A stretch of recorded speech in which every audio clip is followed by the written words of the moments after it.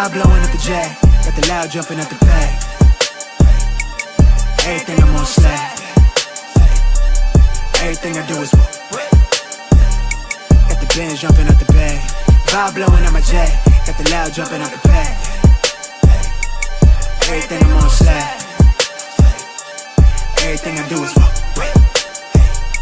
got the band jumping up the bag. Another milestone, look at that. Paper boy, got my paper route till I'm 6 down on my back. I'm an old soul like my dad. My old girl's still a fan. And yo girl at the live show, so don't act like I ain't the man. I'm kicking my feet up, get frank like Aretha. I'm calm, but I'm teed up, just flip me a stack. The Rio just doubled up off of the muscle, I stuck to the task. They see me, I'm troubled, I'm bubbling up till it's stuck. And they want me to stay where I'm at. I'm good everywhere that I'm stepping, my presence is crucial. You know that this shit I don't trend.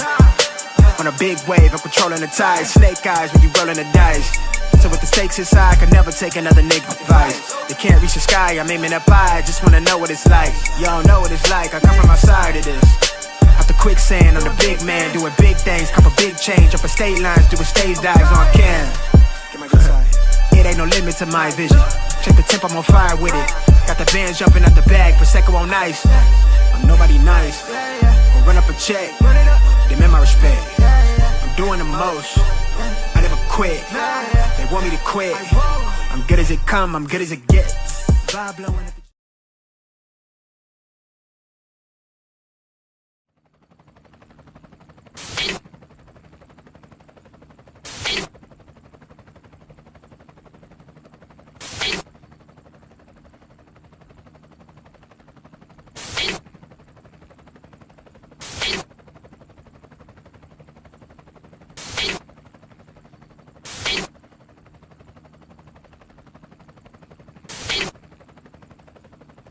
and you're in the Desert Storm bunker with Hollywood CGA. Yeah. Legends ain't born, they built from the grind. From benches to banners, we sharpen the mind. We sharpen the sword and promise and swore that we going hard and leaving it all on the floor. Hey, yeah, we going hard and leaving it all on the floor. Hey, yeah, we going hard and leaving it all on the floor. Legends ain't born, they built from the grind. From benches to banners, we sharpen the mind. We sharpen the sword and promise and swore that we going hard and leaving it all on the floor.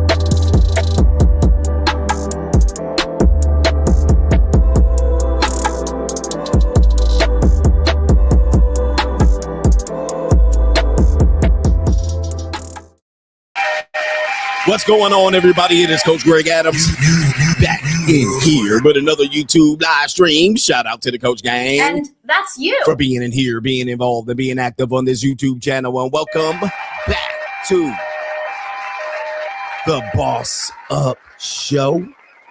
Ice in. Part of the Free Agent Lifestyle podcast here on the Free Agent Lifestyle channel. You in here with the Bruce Wayne of this ish. New world order. The King of Kings, the King of Content, and the Speaker of Truth, yours truly, the Notorious One, a.k.a. Mr. Coachellini, better known as the prognosticator, Coach Stradamus. And you're in the Desert Storm bunker with Hollywood CGA. Uh-oh. Okay. Hollywood CGA, also known as EWF, that is Every Woman's Fantasy, and the whole fucking show. I'm the CEO Niggero of Fixes Binds LLC, the unbinder, the undebatable, the undisputed best entertainment here on YouTube. You can call me Senor Gregorio Graybeard. The ladies of San Antonio, Texas, loves to call me Mr. Third Leg Greg. Was just phenomenal. Also, the man with one trabajo, that is the Mitch Slapper. You're looking at the Anointed One. Acknowledge me. The founding father of the After Pill, the junior college sociologist, the Morpheus of the mating matrix, the chocolatey Confucius, the Black Moses, the deliverer. also known as the man that walks ecclesiastically in the spirit of Elijah. I'm the man with more nicknames than anyone in the game. But in case you forget those names, just call me CGA. See God Allah. And you're looking at the 14-time demonetized champion of YouTube. I see your brother says James Bind. Oh, the humanity. All right. Uh-oh. Oh, the humanity. All right. James Bind. All right. What is that guy's name? His name is UFOK. I can't pronounce the rest of that right there. James Bind. Okay. We're going to add that one. New world order. James Bind in the building. Oh, my goodness. I like that. I'm going to steal that one. Ecclesiastically, James Bind. Man, you got the coach gang is 100% great. All right. Good Lord have mercy. We adding that one to the nicknames. More nicknames than anyone in the game. Mr. James Bind himself. Lord. Anyway, we got a great show for you lined up today. We're going to talk about some ladies saying they're giving up on being good girls, aka being the ecclesiastical good girl has no benefits to them. Uh-oh. Oh, the humanity. Does being a good girl provide benefits? All right. Is it worth it for a woman to ecclesiastically stay a virgin to have you guys run through these girls and pump and dump them only to end up with your run through ass, according to these ladies here? They're giving up on being a good girl. Also, we have a white wife who says this is the moment she knew she made a mistake in getting married. When do you think that is? When do you think it was that white wife realized that she should not have married her husband? All right, her husband, potentially. And depending on where we are in the show, we have the death of motherhood running up in here. Well, we have a nihilist situation going on right here with these shows. All right, we have some women out here giving us some input. We have Straggle and Sniggle Theater. We have Crime and Law CGA and possibly some Doom and Gloom CGA. We have the New World Order going busy. Apparently, the Epstein files are continuing to be released, and there's a lot of updates that we need to update you on related to that. But to contribute to today's show, $ the Notorious CGA on the Cash App. It is Venmo, Coach Greg Adams TV. It is PayPal. PayPal.me/Coach Greg Adams. And that is near the top of the description box on the Free Agent Lifestyle channel. And you can super chat by clicking the link on the top of the live chat. New world order. On the Free Agent Lifestyle channel. All right. The heel turn is complete. You got Hollywood CGA in the building. All right. People have adapted. They've adjusted. All right. People are like, I used to like him too cocky, but you now have adjusted. All right.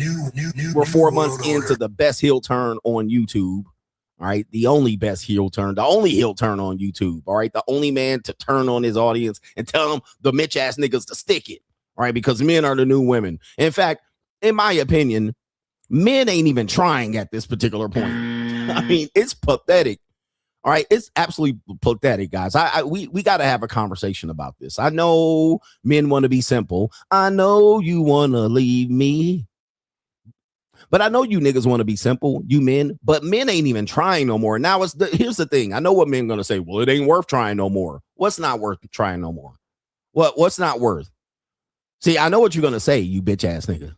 I know what the bitch ass niggas are going to say. All right. And I'm going to go ahead. Look at this bitch ass You're nigga. going to say it's not worth trying anymore because American women aren't worth trying it anymore. That's what you're going to say as a bitch ass nigga. Look at this bitch ass. But here nigga. again, you guys don't understand the Free Agent Lifestyle philosophy. You live your life through women to the point where you're saying to me, you're basically rebuttal to me is that because American women ain't going to give you a chance and because they're skeezers and whores, you don't have to try.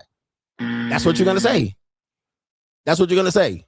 And I'm going to say, look at this bitch ass nigga. I'm like, bruh, this is terrible, man. Men are in an awful state right now. And this is me telling you, man, because I be outside. I be touching grass.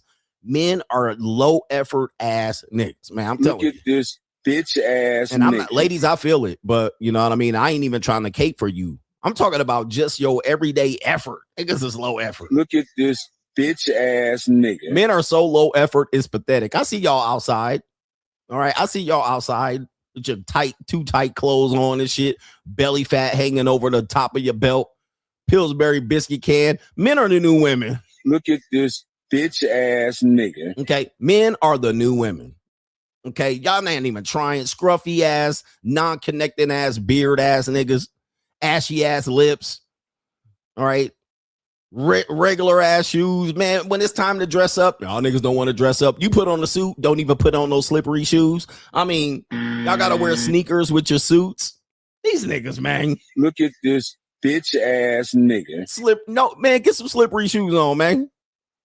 Put some goddamn slippery shoes on them. And man, the white boys, I'm gonna tell you, man, the white boys are the worst. All right. The white men are the worst low effort males you can find in America. All right, ladies, white ladies. I don't know what y'all picking from. It's slim pickings when it comes to white men. All right, don't let them niggas even try to dress up. All right, terrible effort. Horrible effort. Don't even take care of themselves. Sloppy, slovenly looking ass niggas. And if they try to dress up, they're gonna put on some nasty, regular ass Dockers. Okay, man, good Lord, have mercy. Tight ass polo shirt. They look uncomfortable coming in. The polo shirt 5 years older, but they 50 pounds heavier. These men are pathetic, bro. I'm like, man, at least try. At least try. Man, some people, Americans, man, I tell you, man, Americans, you guys don't realize, and I'm talking about the American men and women, you guys are pathetic human beings, man. Y'all don't give no effort. Y'all be wearing pajamas and shit to Target. All right, yoga pants all day. Peace leave, just yeast infection boiling on the inside. Okay, ain't change your panties, ain't throwing on the shower, Crocs and shit everywhere. These people, niggas wearing baseball caps everywhere. All right, pot belly ass niggas, y'all look pregnant, man. Y'all want to talk about women hitting the wall? These men look pregnant, bro. Yo, why y'all looking pregnant? Like, this is pathetic, man. I'm walking past a pregnant woman, and I'm like, that's what a pregnancy looks like, because I'm usually looking at these men with their pregnant ass bodies. All right. Just absolutely low effort men, man. Dude, man, take some pride in yourself. Nigga, go treat yourself. That's going to be the new movement, boss up. Go treat yourself. Good Lord, have mercy. Just these niggas wearing backpacks everywhere. What the fuck? All right, good Lord, have mercy. All right, get some business, nigga. Anyway, let's get to the earlier contributors. Niggas wearing do-rag rags everywhere. Do-rag ass niggas. Ain't nothing that pisses me off more than a nigga with a do-rag. All right. I mean, as soon as I see niggas with do-rags, I'll be like, this nigga didn't even try today. Okay. This nigga didn't even try. You didn't even give an effort today, bro. Why are you walking around in public with a dookie rag on your head? Nigga, you are literally a low effort nigga. I mean, you didn't take your dookie rag off. You didn't brush your waves down. Why you got it on? It's broad daylight. Nigga, I can see at the end of the day, you want to throw it on and bitches want to throw their bonnet on. But you niggas are right here complaining about black women wearing bonnets and y'all niggas wearing do-rags everywhere. This is terrible, man. You realize that's low effort. You realize you're a nigga. Like, you might be even the ER version of the word. But I can't say it. I can say it on locals, but I can't say it here. Low effort male, do-rag, basketball shorts, tank top, Crocs. All right, this is absolutely terrible. Anyway, man, and you gonna talk about what these women and these Western women do-rag niggas. All right, good Lord. Nothing pisses me off than a nigga in a do-rag. All right, I'll be looking at this nigga like, all right. Bandanas is okay. You know what I mean, brother? Bandanas is okay. I mean, but do-rag, nigga, it's literally pajamas. It's a pajama. You're wearing pajamas. You might as well wear a shower cap. Wear a shower cap then. All right, but I know anyway. Now that I done pissed off the niggas, I'm running niggas out of here. All right, anyway. Do-rag ass nigga. All right, anyway. Shout out to y'all, man. Look, man, and go buy some slippery shoes. Nigga, some silk shirts or something. Get some new pants. Tailor your shoe. You know what? We're gonna have a hat. We're gonna have a man class here. We're gonna get these gentlemen. We're gonna get the gentlemen because this is what it started as. I don't know if you know, but anyway, I ain't never been on here with a do-rag. Not one time. Not even a baseball cap. I don't even know if I stream with a baseball cap. I like my bald head. The women love my bald head, brothers. All right. I know y'all think they don't like bald heads. Some women don't like bald heads. They be like, I can't do it. He's a baldy. All right. But anyway, let's get to it, man, because I only got 3 hours and shit. You know what I mean? I'm reducing the time. 5 hours is just too much per day. It's too much for y'all to digest. Y'all niggas be like, Coach, did you react to this video? Yeah, nigga. And I did. I talked about it, but it's buried within 5 hours. But let's get to these earlier contributors to the day show. Y'all can watch the replay. Replay gang in the building. All right, we got Sky Daddy 444 says, didn't see the Ko-Fi link in the bio. He said, could just be me, but in CGA, Coach, we trust. Men are the new women. He says, weak male apocalypse 2026. New world order. All right, 2026. He says right here, another coachism. All glory to the Most High. Shout out to you, man. The weak male apocalypse. These men ain't got no daddies. Who raised these new men ass niggas, man? These new men ain't shit. These new men ain't shit, bro. I'm gonna tell you, man. And who raised you niggas? Shout out to Tranisha. Says, I will never forget when I was 15. Jeffrey Epstein, check in. I asked my uncle, why do the bad girls get the boys that I like? Because they're fucking. The good girls get disrespected for being too sheltered. It's an evil world we live in. Shout out to the good girls out here. All right. Shout out to the good girls. It's an evil world we live in. You guys know my definition of good girl. Okay, but we're going to hear a good girl say she's going to go back. She's going to the dark side. She coming over to see daddy over here, CGA. Get him, daddy. No government name. What are your thoughts on women telling all men who cold approach them, are you going to pay my bills? Or threatening to call the police? I think this will prevent predatory PUAs from trying to corrupt normal women. All right. Hashtag the shield. I agree with them asking for at least a man to pay for a bill or threatening to call the police. I agree with these actions. All right. Because cold approach is dead. I already pronounced it dead long time ago. Same thing as dating and dating apps and marriage. It's all dead. These are all things that are unnecessary. They're archaic. It's not natural. People are going to try to force it, but it doesn't work. Same thing as cold approaching. The best cold approach artist going in right now is King 6'8" the Great. He's got the best content right now. And what is his content? He's passive aggressive, right? He's passively proving that women choose. Okay. As I said, women choose. I've been saying that for years, and dating coaches have been denying it. Women choose. They choose who they lay with, who they fuck. They're the choosers. They're the ones who's supposed to chase and pursue. They're the ones who pick. Now, this is not ideal for a society, all right? For a ecclesiastical society, it's not ideal, but it is what it is. Women will choose who they want to fuck and talk to. So that he proves that outright. Now, the women that you dealing with you because, well, maybe they're settling for you, all right? They're looking to be a good girl. Shout out to no government name. Fellatines Day is the most reading rainbow idea that the Mitchosphere and PUAs ever came up with yet since getting BBLs. All right. And some of the Mitchosphere content creators were getting BBLs. I've seen a group of women laughing, saying, why don't they just come on out that closet as rainbow already since they want to be women? Hashtag the shield. And if you guys don't know, apparently going feral across the internet. I don't know if this is true. You know, there's a lot of propaganda going on the internet and people act like something's happening and it isn't. But there was something called Galentine's Day a few years ago in which women would get together on Valentine's Day or the day before as single women to celebrate being single or if they were in a relationship. Anyway, Galentine's Day I thought was a pathetic idea. All right. But then what we saw on Al Gore's internet this recently is they're claiming that somebody in the male space, all right, male center, which is not just the red pill or the manosphere, it's a male space adjacent. And it says, man goes viral for planning a day with the guys on Valentine's Day, calling it Fellatines Day. Ring the bell. No. Please, no. All right. No. That's it. No. I think me and my guys gonna get together on February 14th and call it Fellatines Day. All right, you Nick, I'm telling you, men are the new women. When did I say that? I said that around the time where I came up with men are in love, women are in business. I said men are the new women.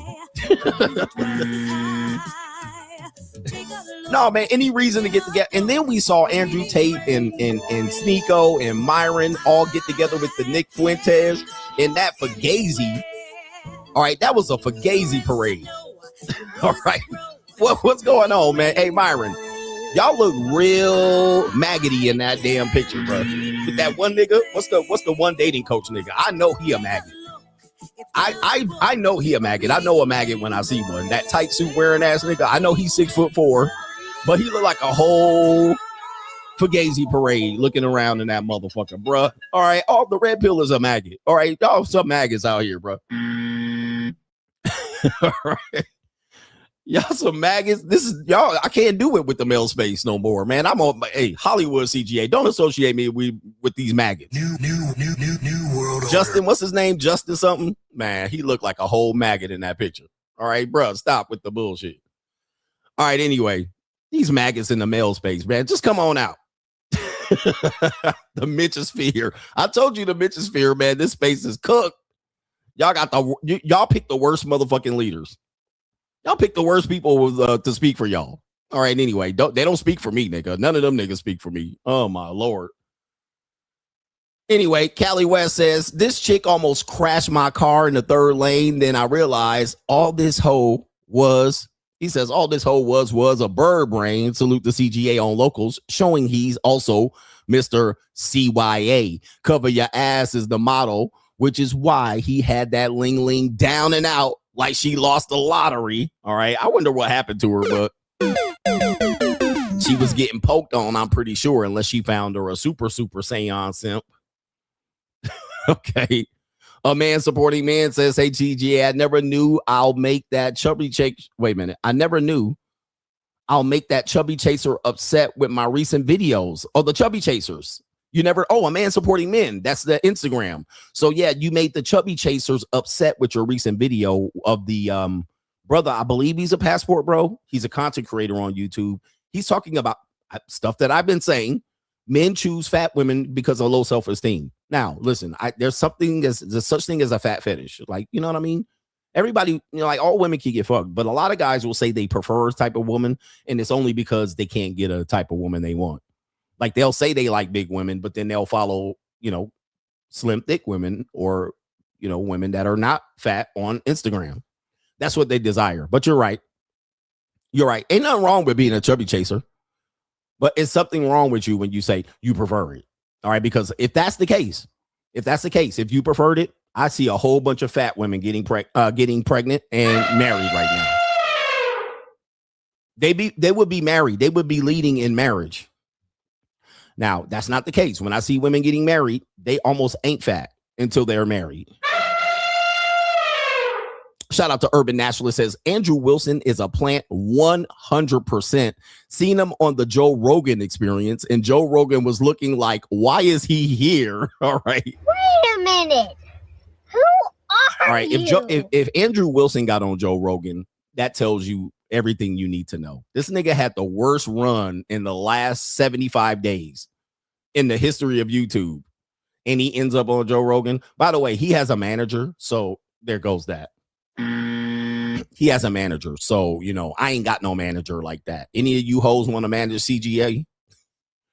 He has a manager and he does all that shit. Like Andrew Wilson just shows up. He don't know what the fuck he's about to do. His manager puts him in these positions. So that's what happens. You know, you pay enough or you beg enough to be on somebody's podcast.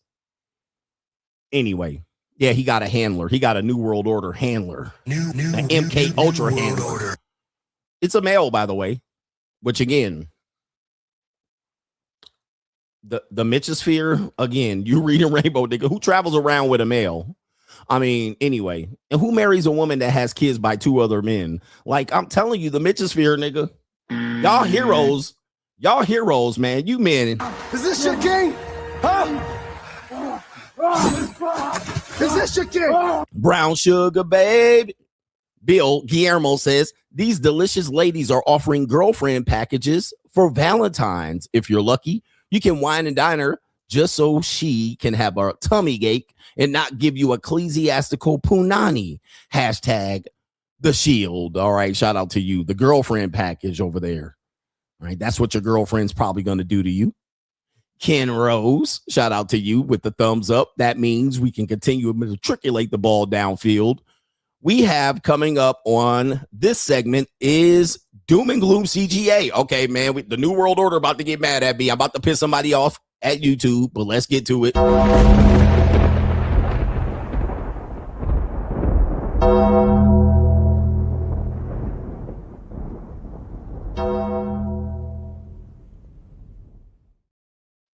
Doom and Gloom CGA, brought to you by the New World Order. New All right, they're actually not brought to you by them because they don't want me to talk about what we fixing to talk about. And we got some ecclesiastical news going on here because I don't know if you guys know.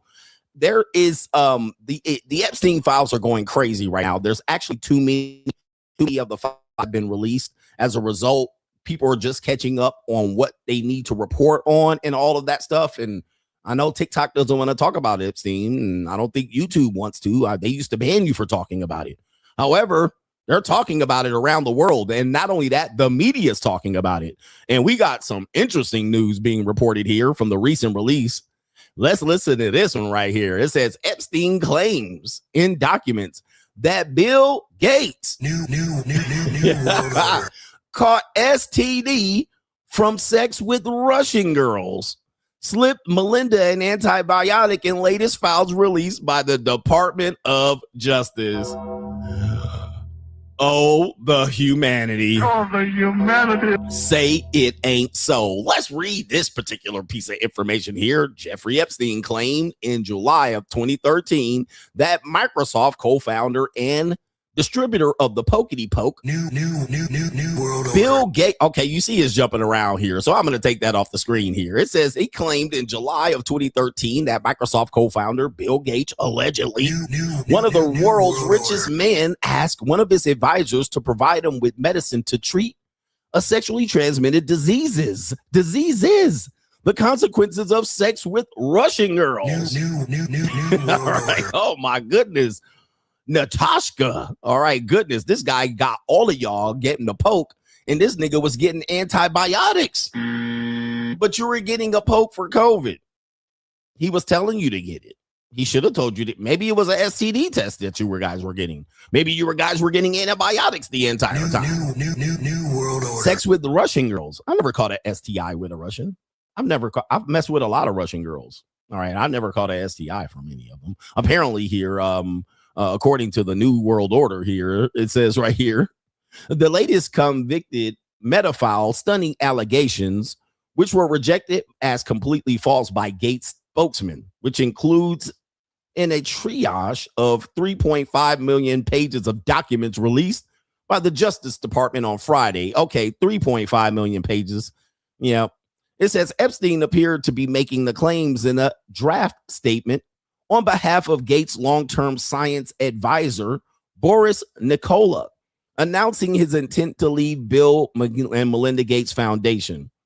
During the weeks that I have been caught up with several marital disputes with Melinda and Bill, Epstein wrote in Nicola's voice on July 18, 2013.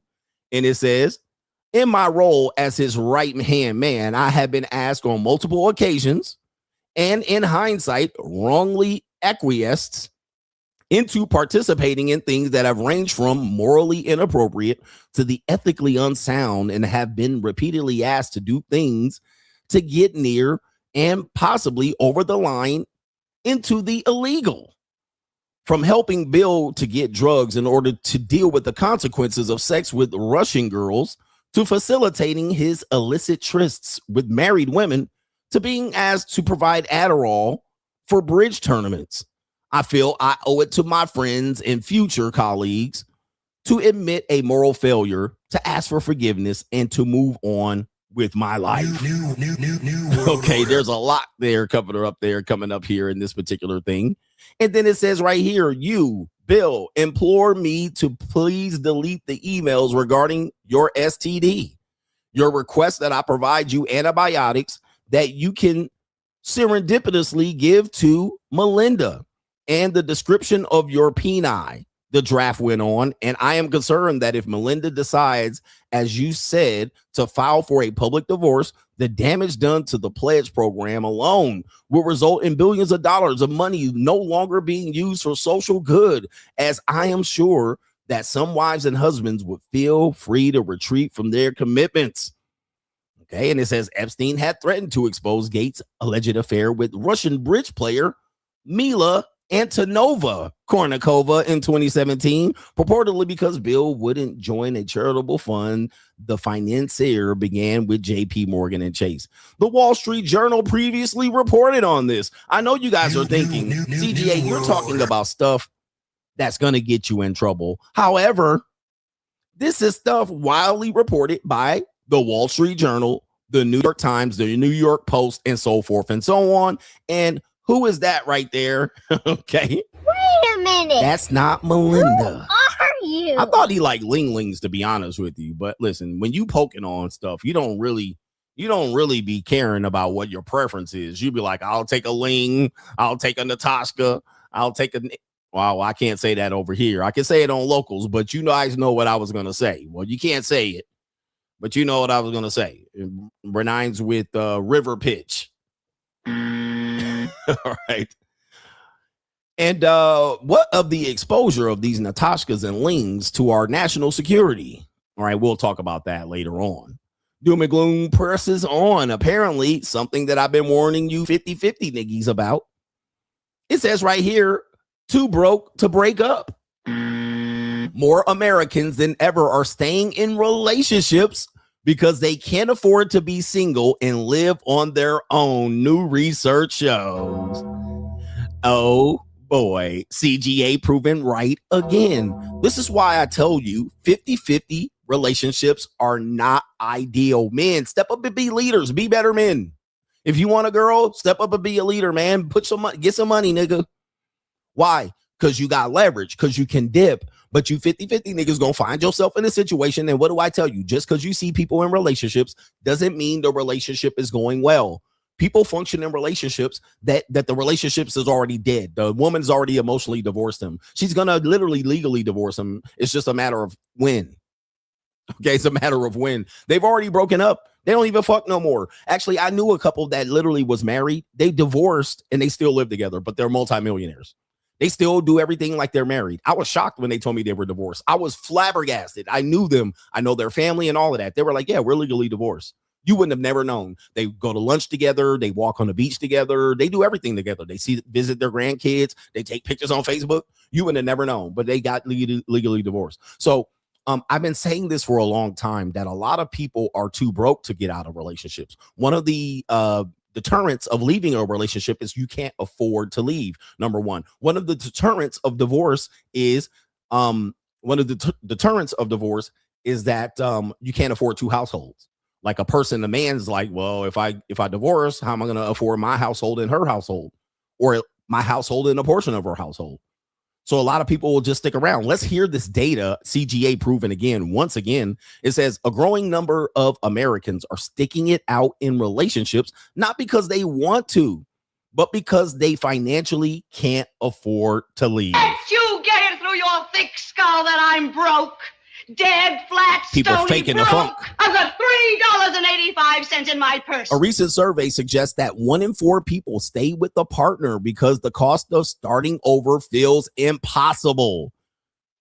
Shared rent and bills, relying on the partner's income, and fear of living alone or not having a safety net can make leaving a bad situation seem out of reach. But you guys want what? I want genuine burning desire. Oh my goodness. Money isn't only about comfort. It affects independence and opportunities. When finances become the main reason people stay, relationships can turn from a choice into a necessity. Experts say that can damage self-esteem, slow personal growth, and building long-term resentment. Yep. This is what happens. They start walking around the house, stomping around. You have different sleep habits. People start sleeping and passing out on the couch, staying overnight at a relative's house, not coming back. Just stayed overnight. Okay. Silent treatment, eating different schedule. They eat and don't consider you. People stay out all night, go to the gym for 3 hours, right? You see a person at the gym, they're at the sauna, they're at the nutrition bar, at the shake bar, they at the weight, they talking around, they talking to people at the weight rack. Like, why don't you go home, nigga, get your workout in and go back and fuck your wife? He can't. Right? She at the gym on the Stepmaster doing extra cardio in 2 classes. All right. She don't want to go back home. Niggas don't want to go back home. It says right here, this isn't blaming anyone. It's about how the economy is influencing modern relationships again. CGA again. What do I tell you? The number one thing you can look at to figure out where relationships and marriages are going is not gender roles, ecclesiastical, the Bible, feminism. Those are contributing factors. The number one thing, and this is why I'm always going to be ahead of the game on dating and relationships, not cold approach, not game, not charisma. None of those things are not primarily going to matter. The number one thing you can point to see where relationships are going is economics. What does the economy look like? That's going to be the number one contributing factor. That's why I'm almost always going to be right more than anybody else, because I'm looking at what does the money look like? What is the money telling us? Well, men ain't performing financially at this point. So you already know. So they're looking for 50-50 relationships. They're looking for live off a woman, low range. So they're not even trying at this point. At that point, why would a woman get into a relationship with any of this food? Why would they just sell pussy? Okay. You're coming in at best with 50-50. Now, you don't want to get finessed. I get that. But what I'm saying is you're making it easy for everybody and easy for me to predict. Not only that, take a look at this. Okay. Take a look at this. As I CGA. Hey, look at this. CGA right once again, y'all. All right. Is this that I'm right all the time, or I pick clips that I'm right? Right. Let's see here. We have a sister. She been on my mind. All right. We have a sister right here that says she bought a house and she can't afford it. She's going to have to move out. Go figure. Remember, single women buy more homes than single men. Well, let's see how that worked out for her, and here it is. I thought I'd see the day I could possibly lose my goddamn home. I didn't think that Maryland could possibly be in a position where you can't even afford to live here. This home I prayed for, manifest, even dreamed about it. I built my dream home with my bare hands. Every wall, every floor, every single upgrade. A single mother that did the damn thing by herself, it was for one reason only. To raise my son in this home and possibly leave him with something one day. This home right here was more than just shelter. It was a promise for my son and I. I strongly believe if I worked hard enough, even sacrificed hard enough, and stayed focused, it will all make sense at the end. But Maryland changed on me. It felt like a homie just stabbed me right in the back. The state that I wear proudly everywhere I go. And now here I go, making impossible choices, selling all my things that I worked so damn hard for, letting go everything I bust my ass for just to keep my utilities on. Because why in the hell was my electricity bill $1,500? I sold my property. I sold my clothing. You guys, I am so stressed right now that I have to let my house go. This house helped me raise my son. It held all of our prayers, all of our growth, all of our survival, and I have to let it go. And now I'm out here doing extra work, doing Instacart just to be able to afford my bills. And to be honest, you guys, it's still not enough. It took me years to get out of survival mode. And now with the inflation that has happened here in this state, I feel like I'm back to square one. Having to find a second job just to make ends meet, be able to put food in our stomachs, and have anything else that we need as we grow. It's tough, you guys. I just refuse to let this be the end of my story. I still wanted to keep my home as I relocated to Texas, but this inflation is making my dream not come true. All right. I'm telling you. Let you get it through your thick skull that I'm broke. Dead, flat, stony broke. I've got $3.85 in my purse. Okay. So I've been trying to make this claim for a long time that, yes, dude, I know the challenges of being an homeowner. It's not easy. I owned a home once and it ain't fun. All right. And it made me sour to owning a home. It's not the same as when you rent. All right. When you rent and go from homeowner, it's different. It's completely different. You have to do all the maintenance. There's no repairman. There's no leasing office that you could call somebody to do the repairs. The repairs don't cost you anything, mostly because they pay for it. Then when you talk about utilities, it's different than an apartment. You're sharing the cost of the utilities pretty much across the apartment complex. All right. There's a shared cost. When you have your own, all right, to heat your house, you're talking about the entire house, upstairs, downstairs, potentially 2 units. And you're also talking about if you have a pool in the background and so forth and so on. It's just a lot more than people anticipate. And then they get that mortgage, that death contract, and they look at the payment because they're payment shoppers, and they get what they think they can afford in payment and then they don't consider these utilities and reassessment of taxes. And I say, these people are not going to make it. All right. The idea specifically that women are going to make it like this, not even just knowing what their discretionary expenses are, it's not going to work. So they're going to have to do 2 jobs. Like I said, 2 or 3 jobs. And that takes them away from the potential from dating and finding new people and partners. Even the fact that she's not even a suitable partner, meaning that she's got economic problems. She's a single mom and she has no time to date and have a relationship because she's working 2 or 3 side hustles, possibly selling some punani. When I start selling pussy, okay, I don't want to hear it. All right. So there's too much going on. There's just way too much going on. And people get into these modes because, dare I say, Gen Z are independent. They are like to be by themselves. So they don't even like to have roommates, but they want to feel like they can thrive. And it's getting tougher and tougher and tougher for people to do it. Now you just become somebody with a regular job and 3 side hustles, okay, including internet content. It's interesting what we're doing here, but these are all predictions that I made that people are going to experience. And then they're going to also try to find out a way to patch this up by getting into relationships. Relationships are a way for people to figure out how to save on finances. It's an economic move more than it is a relationship or a loving move. People are going to say, oh, I'll just get into a relationship because I can save half on rent and my expenses can be shared. Yeah, I mean, that's what relationships are going to be at that point. Anyway, I proved that. I wrote the book on it. We're headed there. Nobody's going to fix it. Write it out. Adjust your philosophy and stop believing in ecclesiastics. That's Doom and Gloom CGA. I hope I don't get in trouble. Let's go. That's the wrong outro. All right, let's get the right outro.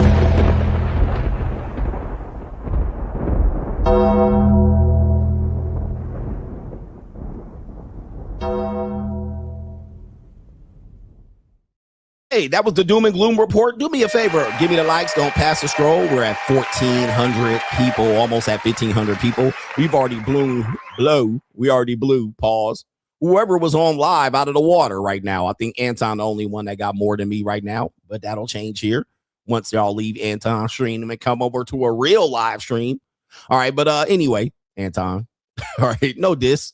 Shout out to our brother over there, but let's check over on some support, and we got some people over here early in the morning on Cash App. Paris Francais says showing support. Free agent lifestyle for life. Shout out to Nodak says that last JUCO stream had me dying, and that is a co-sponsorship. You gotta check out the locals.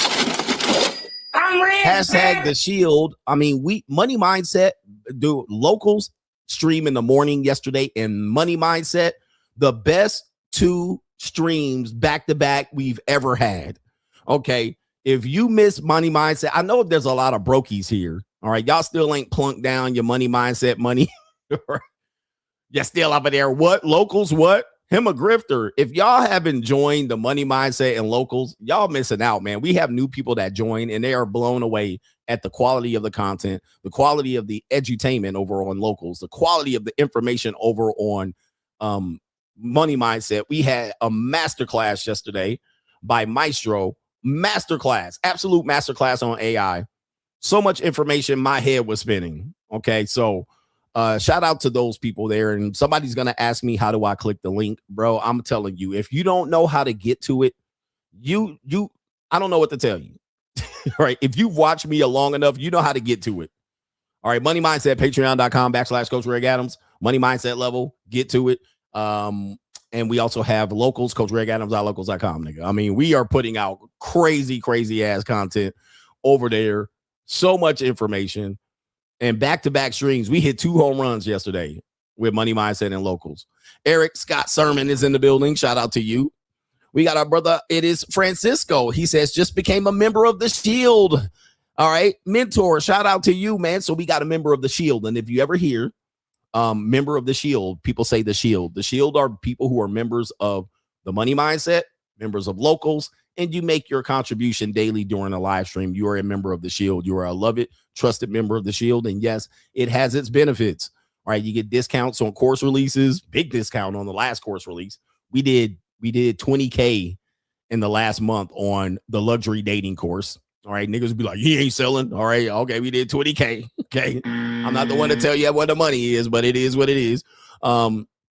And that was with me giving discounts to people on it. All right. But we got some great discounts coming up because I have a big announcement to make in the next week. So you guys will be able to get to that. I'm looking forward to that. But yeah, man, we put out so much great content behind the paywalls that is so great. But the members of the Shield are supported. And another benefit is you get to present yourself and your business over on the Money Mindset. So you get to sign up to present what it is that you do. And I'll let you, go ahead, advertise yourself, put yourself out there, tell us what you do, show us your knowledge base, instruct us in what you know. You get to present in front of the class, all right, which is about 350 people each week watch the Money Mindset. All right, there's 100+ that watch it live, and then I think more than that watch the replay. So there are more people that watch the replay than watch it live. So yeah, man, it's a great time to be a member of the Shield and the Coach Gang. We have PayPal love in here. Shout out to the PayPalers early in the morning, ecclesiastically. We have no government name. He has something to say. No government that says Wheeland says YouTube jail can't hold Coach. Thank God you're back with some great content. I'm trying to stay on YouTube's good side right now. All right. Changing up the way I deliver some of these contents and informations. All right. Can't piss him off. We got Martin Muhammad. He sent a PayPal.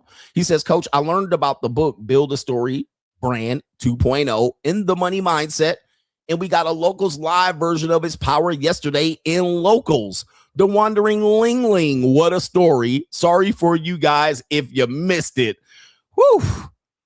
Man, that was a great sermon. So he learned something from the Money Mindset. He saw it applied in real times on the Locals.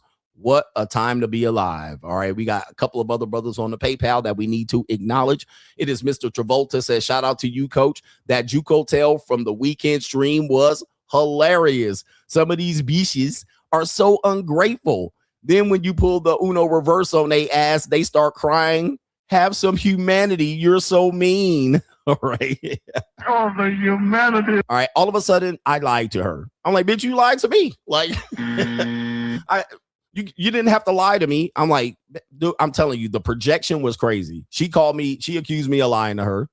Then she said I didn't have humanity. All right. I was just hoping you would be a little bit more human and have emotion. You mean the opposite of what you had? I mean, these people are crazy, man. It's fun time, but that doesn't mean the JUCO is all bad. I know one thing we always have to tell people is that most of the time I'm reporting something is going to be something that give you a understanding. It's not all bad. It's not all bad.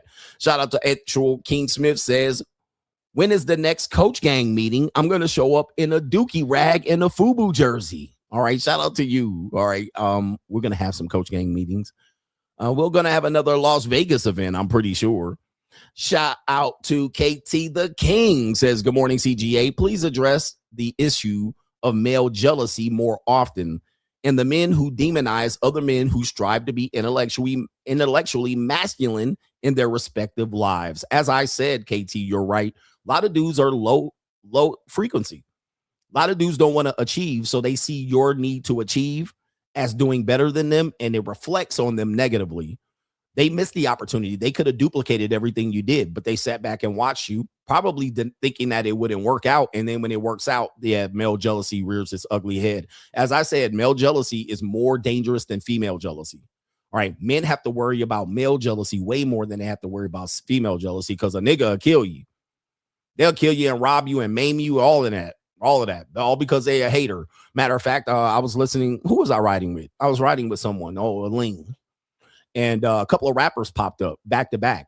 And then I was like, oh, he's dead. He got shot. And she didn't know because she doesn't live in the United States. She was like, really? It was like Young Dolph. Then I think Pop Smoke came up and another rapper came up. And I was like, oh, he got shot too. And she was like, really? And they were like, why did they shoot him? She was concerned. Why did they do that to him? And I was like, niggas. That's why. Right? I mean, the guy becomes insanely popular in his neighborhood and niggas. That's why. Male jealousy. You'll die over some shit like that. They'll ruin you. The manosphere ruined me. Right? The manosphere, the male content creators. Okay. Rollo Tomasi and them. O'Shea Duke Jackson. Anytime they could get a chance to try to ruin me, demonetize me, demonize me, They did. And those are the two gatekeepers. That's the white gatekeeper. The white gatekeeper is Rollo Tomasi. The black gatekeeper is O'Shea Duke Jackson. So the two gatekeepers of the manosphere ruined me. One of them canceled me on live YouTube. So tell me I ain't lying. Tell me I ain't lying. Now, when you realize all that demonetization shit going on in the background, people be like, it's your ex-wife. No, it ain't. It's them niggas. It's the manosphere. It's the manosphere. And it's always been the manosphere. They always had a need and desire to hate on my progress. But that's neither here nor there. And that was the first time I've mentioned those two bozos back to back. But they should have been mentioned because they should be credited for demonetizing my shit. Right? And by the way, when I was coming up as a artist, a content creator, everybody said, you should go on O'Shea. You should go on Rollo. And I never did because I was like, I don't need them. I was like, I don't need them. So the fact that I didn't need them, the motherfuckers was like, well, why didn't he come through me? Fuck them. I don't need them niggas. All right. Anyway, but as you can see, male jealousy. All right. Shout out to Offset. Your story still has my mind twisted. She left the comfy California king to couch surf and ditched a great time for the unknown. Wanted decency, yet planned to leave without telling you. Proof that you can give everything and they'll still never be satisfied. Fumble, fumble, fumble. Join locals. Hey, man, this is why we always say, man, you can never feel sorry for women. Never feel sorry for women. Never. I can see. Never feel sorry for women. That's all I'm going to just tell you. They put themselves in that exact position by choice. Whatever their position is, literally was a choice. Okay. It literally was a choice. Like they literally choose to put themselves in that position. Like you when you hear that story and how it unfolded, literally chose to put herself in that position. They didn't play the victim. Like, what the fuck? You'd be like, damn. Ladies, pick better. I mean, I take my situation. I should have picked better. Hustle Every Day says, are people projecting out? Save me. I don't want to wait. Well, I don't know what I want. Okay, save me. I don't know what I want, but don't tell me what to do vibes. He says, Niggy news today in stocks, gold up, silver up, and even plastic is up, but Punani is down and it continues its 15-year slump as the dating app crash and restaurants shutter. Twin Peaks filed for Chapter 11. Well. Shout out to you. Jacob N says, Coach, would you kiss the nanny goat for 10 million? If not, how much would it take? I'm going to need 50 million. Okay, at least. 10 million is not enough to kiss the nanny goat. Now, I know a lot of these rappers. I saw the Grammys. I saw these people, man. I know entertainers. I lived in Southern California and Los Angeles for a long time, 30 plus years. I know these people sell out for very little. Then they come out, talk about they booty hole hurt 25 years later. And it was at the Diddy party and Diddy tried to put it up here. And there was a Jewish marketing manager guy, A&R, that tried to stick it up. So a lot of these people in LA sell out for way less. Did you see that nigga CeeLo Green? I mean, this is crazy. New You see CeeLo Green order. and his son? Bro, I don't even know what to say, man. These people done kissed the nanny goat for way less. But when you kiss the nanny goat and shit goes left, guess what you get to do?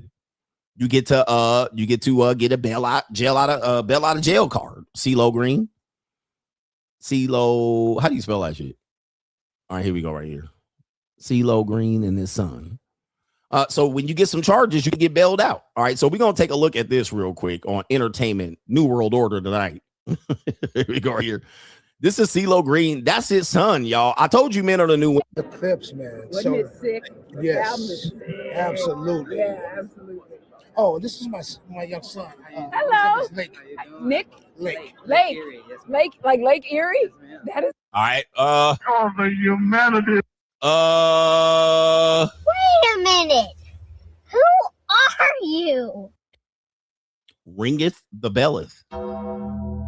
So I'm gonna need 50 million. New World Order, if you're listening to me. New World Order. All right. I mean, 10 million ain't enough for CGA because I'm gonna blow through 10 million just on hoes. Okay. I mean, I'm gonna go ham on hoes. 10 million is not enough. I mean, I need a nice place down in Malibu that'll burn down in 5 years or a mudslide. I'm gonna need to live down in Malibu right on the beach. 10 million ain't gonna cut it. I'm gonna need 50. All right. I'm gonna need 50 so I can be running through all kind of flatbacks. For it's gonna be crazy. Lings jumping out my damn trunk like I'm giggity. All right. I need 50 mil. All right. New World Order. And I'll tap dance and shuffle. All right, whatever you need, bro. What we need to do. We need to promote the new coronavirus. What do we need to do? We need to say ice out. All right, no more ice. Protect that old white lady that got shot. All right, the ICE agents are rogue. What do we need to do? New world order. I'm gonna need 50. Bottom line, 50 mil, and I'm gonna be good. I'm gonna be sitting back good because I got all the cars I need. I mean, it's all I need is the house and some hoes, pretty feet. All right, anyway, let me stop. Let me stop before they write the check. And then I'm going to have to be like, they done wrote the check. All right, next stream. All right, you can tune in to CGA. All right, the next stream going to be this shit right here. I can do some shuffling too. Look out, man, what you going to do? Look out, boys, it's coming through. Yeah, man, yeah, man. All right, y'all not going to know who I am. I'm going to be a whole white man up here, whiter than I've already been. Shout out to Kevin Sullivan says, send intuition, keep bossing up. Train Yang gang is in the building. Appreciate you, coach. Shout out to the Train Yang gang. We got a sponsor that we need to acknowledge on a Monday. He didn't just got paid, but it's Brandon. Says, morning coach, flawless local stream on Sunday. That fumble is still beyond my understanding. Looking forward to a great week. May Communita rest in peace. And salute to the GOAT. That's a sponsorship.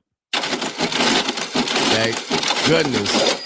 All right, people were really set off by that local stream. That local stream was mind-blowing. All right, and as I unfolded the rest of what happened, all right, and it was happening real time last week, but when I was able to tell and show with the evidence, people were like, what? You got to be kidding me. You got to be kidding me. $30 Uber. But anyway, somebody got it for free, but somebody had to pay. All right, anyway, that was amazing. That was an amazing show. But anyway, let me get back to it. I'll catch back up with that. But let's get into Straggle and Sniggle Theater, all right? And join locals. Join local. Y'all having y'all chance, bro. I having y'all chance. I ain't got to beg y'all to be over there, but y'all missing it. Anyway, Straggle and Sniggle Theater. Like, ride with me if you ride with me. You can slide with me if you feel like 550 on the 5 sticky. Come get high with me. That's a deal, right? Straggle and Sniggle Theater. Let's go, man. We got to get these stories kicked in and kicked out right here. Let's get the banner going from our editing purposes right here. Straggle and Sniggle Theater. We have a woman says, I guess this guy's doing a reaction to a woman, and he's saying there's double standards abound. Of course, there's double standards for everybody, but we're going to play this video, but we're going to chop off the guy reacting because it's not important. I don't know why people make content right now like this. I'm going to just look at him. What? All right, let's just get you out of there. All right, so this woman here, she looks like that woman that was on Days of Our Lives, but she's got definitely looks like a white wife. I guess she had a ring on right here. She looks like one of those depressed white women that fucks their personal trainer. And they have a white daughter who be out there, you know, selling feed pictures to get through college. But let's see what happens. The daughter's going to ask the mom about red flags and green flags. All right, so here we go right here. Okay. I'm going to ask you if it's a red flag or a green flag. Okay. Okay? Yeah. All you have to say is red flag or a green flag. I mean, you can say whatever you want, but do you know what a red flag and a green flag is? Yes. Okay. He doesn't have a job. Red flag. Red flag? Yes. Okay. He does not have a job. That would be a red flag. Yeah. Says we should go on vacation, but I have to plan everything and pay for it. That would be a red flag. Red flag. Always late to literally everything. Red flag. Okay. Is this like, because this is going to be a girl? No, not necessarily. Okay. Hold on. Let's see. Tells me that I need to stop eating because I complain about my weight. Red flag. Likes to shop a lot even when he's broke. Red flag. Buys presents for me but really hopes I won't like it so that he can keep it for himself. Oh my God. Red flag. Red flag? Says he loves dogs, but really only likes his own dog. Red flag. Red flag. Other people's dogs. Terrible red flag. Doesn't have health insurance. Red flag. Red flag? White flag. White flag? Means he's healthy. No, I'm just kidding. Okay. Probably red flag. Okay.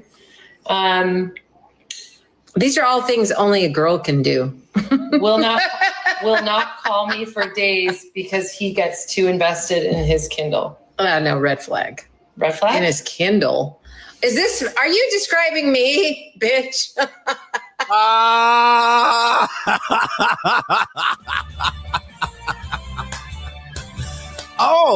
Oh, interesting. Susan Lucci. Interesting. Hope from Days of Our Lives. Oh.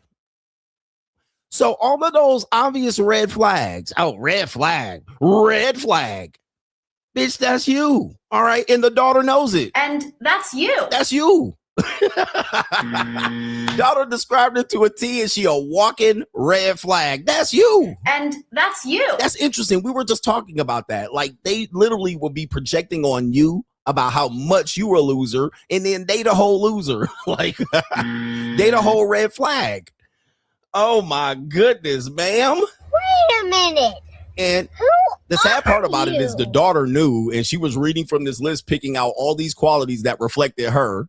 And the mom said, oh, you're describing me, bitch, with that raspy ass cigarette voice. And look at this face. Oh, let me stop because YouTube don't like when I do this. All right, I can't describe them. Hey, man, bro, that's you, ma'am. All right, that's you. And that's you. All right, anyway, they don't even recognize when they the loser. Straggle Sniggle Theater, I talked about this the other day. I don't know why YouTube does this now when they post the link. All right, I don't know. What do I have to do here? Straggle Sniggle Theater, I talked about this just last week. If a girl is dating you and she thinks that you can't get any girls, she will lose arousal in you. So let's see, it says right here, when you get no girls. So you see here, there's a sister ecclesiastically with a white guy. They're supposed to be a couple. And let's see what happens in this video. I just love being an interracial couple. Like, the only reason I get to wear a do-rag. Like, imagine me trying to wear a do-rag with a white girl. There's no way, but with you, I get to be who I really am. Because, you know, being light-skinned is a lifestyle. It's not really about your skin complexion, but yeah, I love it on you. And then you get to try my food. Like, I say, my mom makes the best same thing. I can't believe that. Oh my God, it's so good. And then when we go to your house, you know, I love my what's it called again? Oh, the collard greens. I love the collard greens. Oh my God. What? How come neither of those girls looked at you? Because I'm with my girlfriend? You get no. Excuse me? Am I really the only girl that wants you? Is that a problem? Yeah, that's a problem. No girl wants to be with a guy that gets no. That means something wrong with you. First of all, girls want me. I have game. Excuse me. Do you want him? He's single. Oh God, no. Oh my God. She obviously just didn't like the do-rag. Excuse me. Do you want him? He's single. Hey. Girl. Did they ask you too? Yes. Oh. Yeah, I get no bitches. Wait.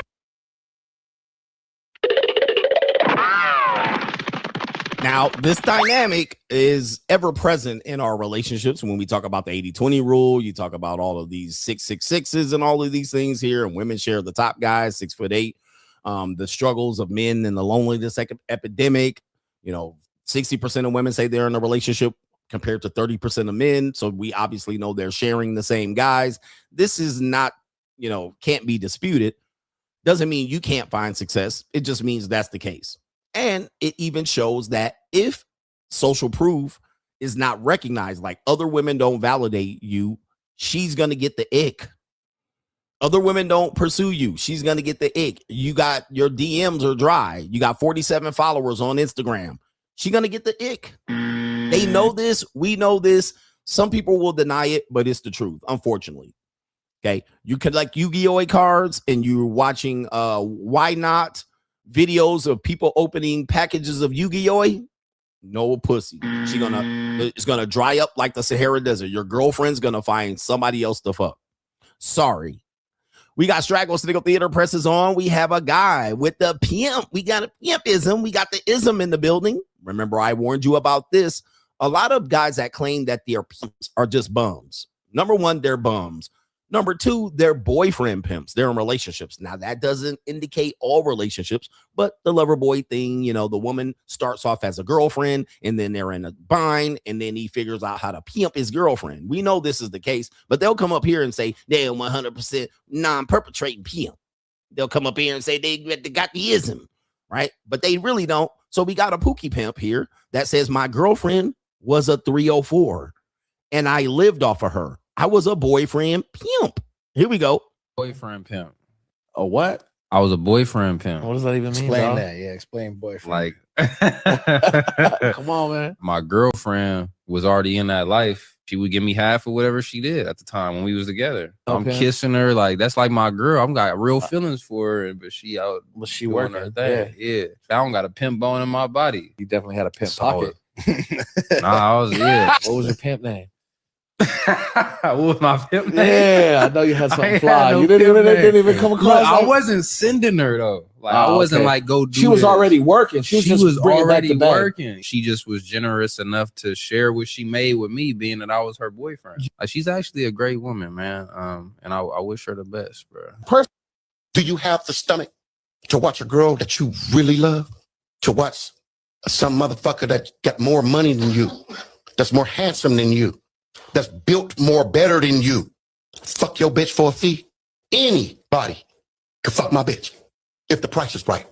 She happy to go get it. Now, I've been saying that for a lot of time. I've been saying this for a long time. There's a lot of guys like this. They bums, they couch surfers, they beg women for money. They're bums. Then they got a boyfriend bum pimp, right? And then they be walking around saying, I'm a pimp. A lot of guys are like this. They're loser pimps.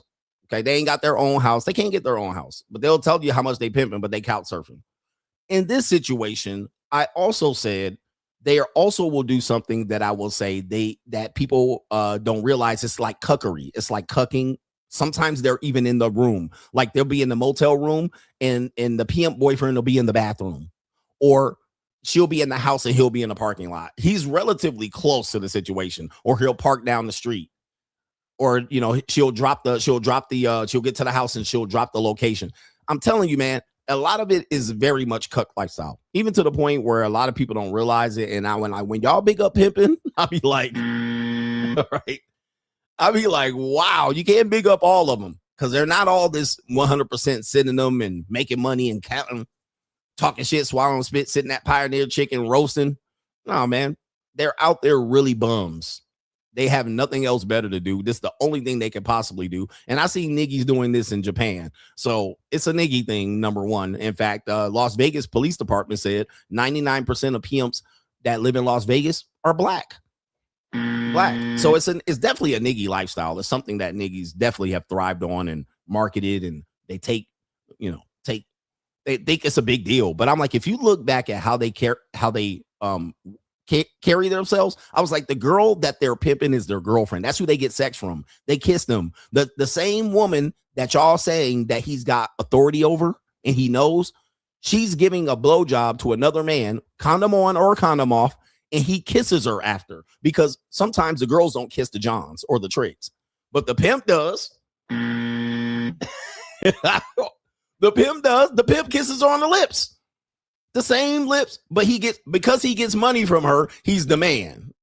Like, think of this, bruh. Like, think of the nasty shit that they be out here trying to say. When I tell you men are the new women, and y'all so close to the line from being fugazi, men are so close to the line. Minister Jab, all y'all fake pimp, y'all be pushing these pimps. Y'all so close to the fugazi line and don't even know it, bruh. You don't even know it. You don't even realize you're pushing a fugazi agenda. These niggas. Oh my God. All right. You're kissing her on the lips, but the trick is the bad guy. All right. Okay. Just because you count money. Yeah, this pageantry, pageantry-ish. Let me stop with these guys. All right, here, because they're going to get pissed. All right. So anyway, we got the last one on Straggle Sniggle Theater. We got the Mouthpiece niggies. Where's the Mouthpiece? If you a Mouthpiece niggy, press 1. You got the crispy ass Mouthpiece. You're going to be running more game. So much game, you need a referee. All right, so we got a Mouthpiece nigga, but he's 80 years old. All right, a 80-year-old Mouthpiece nigga. Let's go ahead and show you what these Mac niggas gonna be looking like if they make it to 80 years old. All right, Mac Lives Matter 2086. Oh my goodness. Yeah, she don't know who she was. She argue, get mad, then look at him. They're about to be going so much. Look at him. Look at him. He's trying to kiss her now. Lord. They be doing so much. She upset. Come on, don't play her. Yeah, that brother's starving. All right. I mean, he does look like CGA back when he gets older, all right? That's how I'm gonna be running. I'm gonna be running them JUCOs. I ain't gonna be messing with Estelle with the wig on, cock sideways. All right, look at her helmet, bruh. You know that wig. All right, what's going on with this wigalicious right here? And look at this brother out here. Yeah, that brother's starving. Looking at that, running that old 1957 game out there, that 57 Chevy.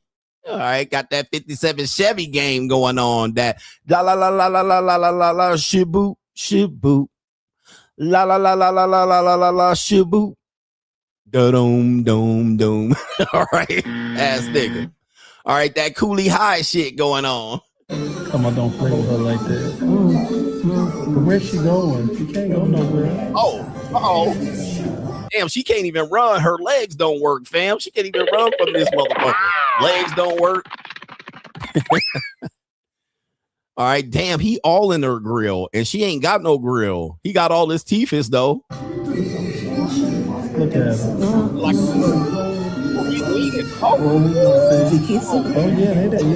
Oh, my goodness, look at this right here. This is crazy. You wrap you in my warm embrace. Oh, Lord. And I make it nigga. last You got that old player shit going. I catch a glimpse of heaven when you let me wrap you in. Okay. Yeah, that brother's starving. He might put her on the blade after this. He be like, go on out there and shake a tail feather and make Pappy a little bit of money out here. Yeah. Lord, have mercy. Wiping the lip. Yeah, he wiping the lip now. Oh, she gone. She leaking. Niggas always gotta show they. She leaking. Hey, man, this the game y'all need right here, man. She leaking. She about to give him that chlamydia. She about to give him that syphilis, okay? Because you know they got mad STIs in this. Man, look at her. He rubbing the chin. She leaking right now. She twiddling in her. She twitching. Them legs that don't even work, twitching. All right, look at him right there. He about to beat that up for free. He getting that for free for sure. Look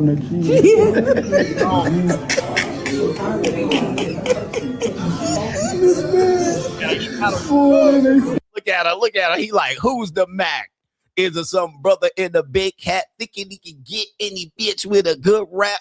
Yes, he is, bro. He know what he doing out here. Look at him. He's like, I still got it. I still got it. All right, that's some game for y'all. Straggle Sniggle Theater out. Like, ride with me if you ride with me, you can slide with me if you feel like 550 on the 5 sticky, come get high with me, that's a deal, right? Has the modern dating landscape confused you? Have many of the standards that you heard you're kind of tired of hearing about, and you're wondering, what does it all mean? Well, look no further. Join us talking about the monetized dating marketplace right now on Locals, and it is CoachGregAdams.locals.com. You can create a free account to join the conversation between the Coach Gang members, but also on Sunday, we do a live stream demonstrating all aspects of the monetized dating marketplace, and coming soon in 2025, you're going to have access to a sample of the monetized dating marketplace course where you can get information related to how to participate in the monetized dating marketplace and or how to understand it, so you're not out here spinning your wheels trying to figure out how you're going to best deal with the monetized dating marketplace. Listen, everything and every aspect of dating is monetized. We just want to relieve the frustration that you might have about it. So the best way to do it is make a free account right there on Locals, CoachGregAdams.locals.com. You can get access to those live streams, but create a free account. Just join the conversation. I am the only one covering this conversation from this point of view. And yes, I am ahead of my time. Get ahead of the information before you're priced out. Shout out to y'all, man. We back in here. You're priced out. We don't want you priced out here. You're priced out of the marketplace anyway. All right. But it is what it is. If you think you're lonely now, wait until tonight, girl. Hey, if you think you're lonely now, that's what he was singing. Wait until tonight, girl. All right, he was singing that. Playing your games, baby. Your game, baby. Just you and me. Playing your game, baby. Should we do it live? Your game, baby. Nobody but you and me. Barry White ass Nick. All right, anyway, here we go right here. All right, yeah, we teaching y'all in here. All right, what do we got here? We got some people that have contributed, so let me roll it back. We got, oh, shout out to Kevin G says, Coach, my people will be at the Palms next month. Let's hope they don't end up couch surfing. All right, yes, indeed. I don't know about that. All right. What kind of fuck you give They me? might end up couch surfing at the Palms. Miles says, Coach, the money mindset yesterday was absolutely golden. If you don't invest in yourself, you don't love yourself. Also, you stood on business on your locals live talking about that ling. What kind of fuck you Women give me? need consequences and a healthy fear of men. Otherwise, they massively disrespect you. All right. They certainly will. All right. And we showed you that. She had no problems doing that, but she got caught. All right. At the end with her hand in the cookie jar. All right. Gotcha, bitch. All right. Hand in the cookie jar. By the way, man, the time that I spent with her was fantastic leading up to that. Everything was good up until that. So she kind of did her job. All right. She did her job. But anyway, it was a great time. What do we got here, man? Miles is over there promoting the money mindset and locals. All right. Shout out to Jaden Hooper says, looking fly, Coach. No homo. But what happened to Stephen Hawking's on Epstein Island, though? All right. I'm telling you. Okay, I think Stephen Hawking's was getting allegedly, I will say. Did you see that video of Epstein chasing the girls around the counter? I can show it on the internet. All right, if I'm not back tomorrow, we'll be on locals. All right, if I'm not back tomorrow, we'll be on locals. But we're gonna show you a just released video. Sky News has released a video. We'll show it. Here we go right now. If I'm not back tomorrow, I love y'all. New world order. I think I have to do my job here. All right. Anyway, let me see here. Let's see here. This is allegedly going on down right here. Let's see here. Allegedly, right here.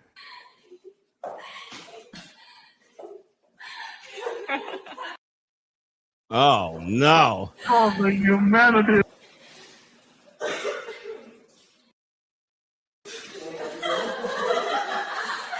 Oh, my goodness, man. Oh.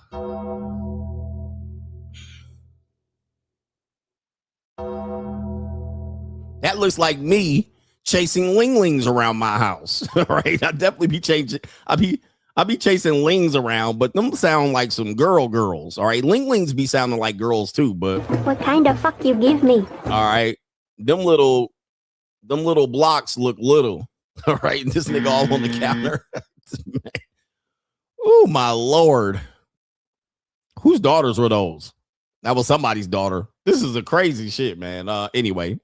Shout out to our brother Brandon says flawless streams. All right, I got that one already. Brandon with the sponsorship. Mr. Rivera Jacob says it's all Jermaine's fault. I just went to Americ Arena in my state of Rhode Island, which was formerly known as the Dunkin' Donut Center, to watch monster trucks alone. My childhood dream on Saturday, 12 p.m. to 3 p.m. Free agent lifestyle for life. Shout out to you going to the Dunkin' Donut Center in Rhode Island to watch the monster trucks on Saturday. Bigfoot, Grave Digger. Uh-huh. Have you noticed that white people like to say words with that end in double GER? White folks, especially in the South, rural white men and white dudes from Wyoming and Colorado and Montana, they love saying words that end in double GER. They'll be like, man, these chiggers out here just nipping at me all night, these chiggers. And you be looking like, did you say what I thought you said? Oh, the chiggers out here, you know, those no-sees, they just be out here nipping at me as I'm out here drinking a natty like these chiggers. Or they'll be like, oh, you know, that dude, I love Tigger from the Winnie the Pooh. Tigger. Ass nigga. You be like, Tigger's your favorite character from Winnie the Pooh?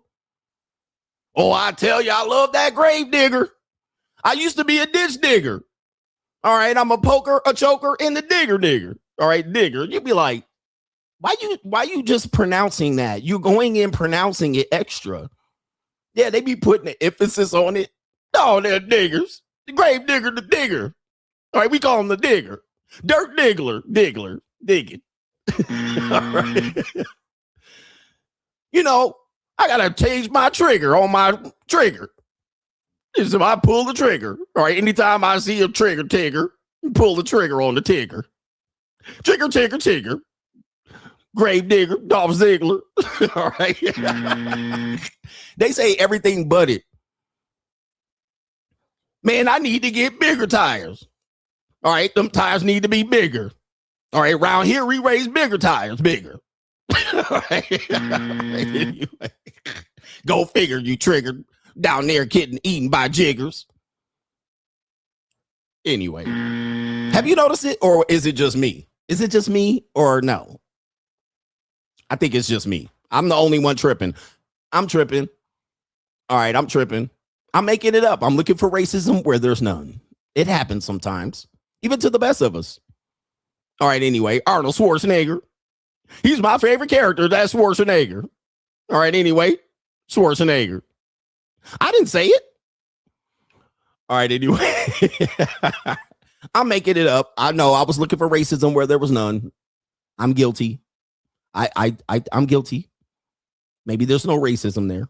Shout out to Rob says, message from my Hispanic tenants today. Hello, hey, what will happen if I break the rental lease? What happens if I have what happens if I have problems with my partner and I want to move out?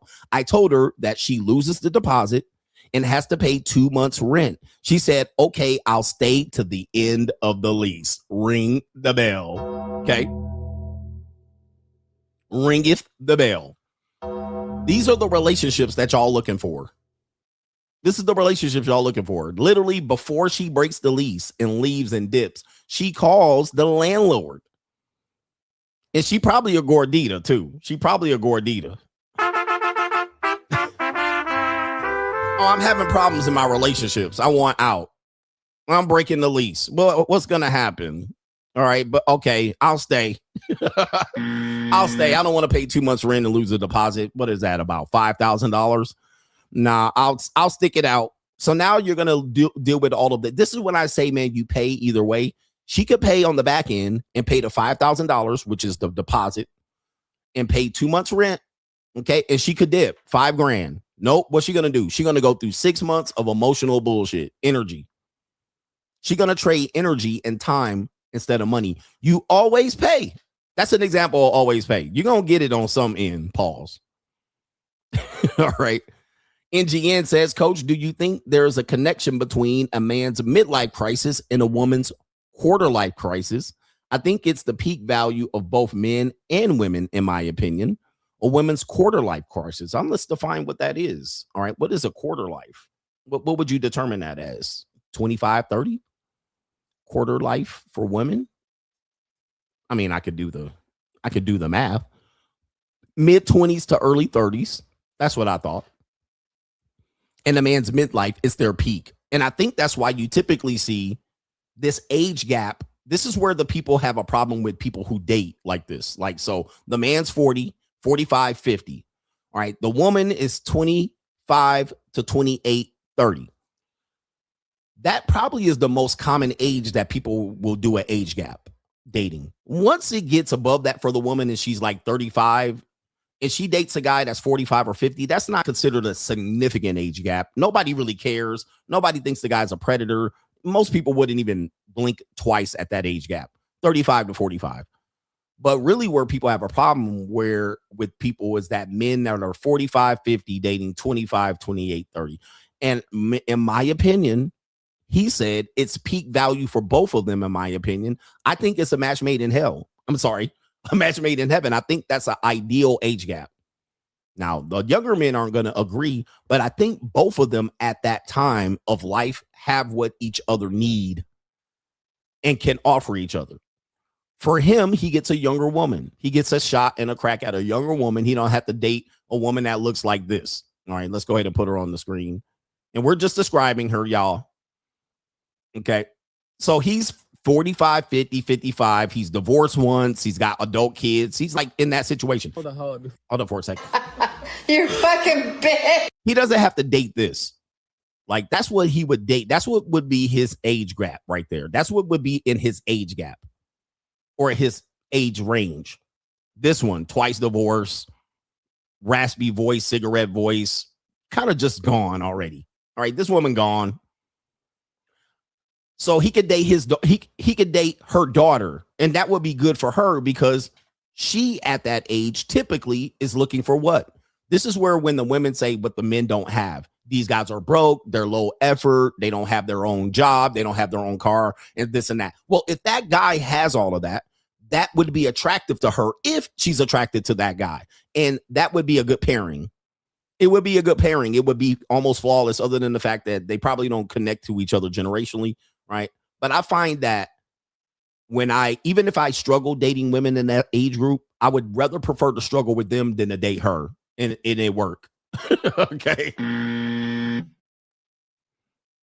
So I think it's ideal. And I talked about it in my book. At that age, it actually is going to work out. Now, here's the problem with it. Remember, there's no solutions. There's only trade-offs. At some point, these people will not be compatible. Okay. And that's where the danger is. So let's say she was 27 and he was 45 or 50. Well, once he becomes 55, 60, and she becomes like 30, 32, 30, then you're going to probably see them split apart. You could see that because now that age gap's going to be exposed and exploited. She don't want to be a nurse. She don't want to nurse this nigga. All right. She don't want to nurse him. He's slowing down if he does slow down, or if he lost his way, he's out of shape. He's having health issues. And then she's at a point in her life, maybe she wants to have kids. At 26, she don't want to have kids. 34, she might be thinking, I want to have kids. He's 62. He's like, kids?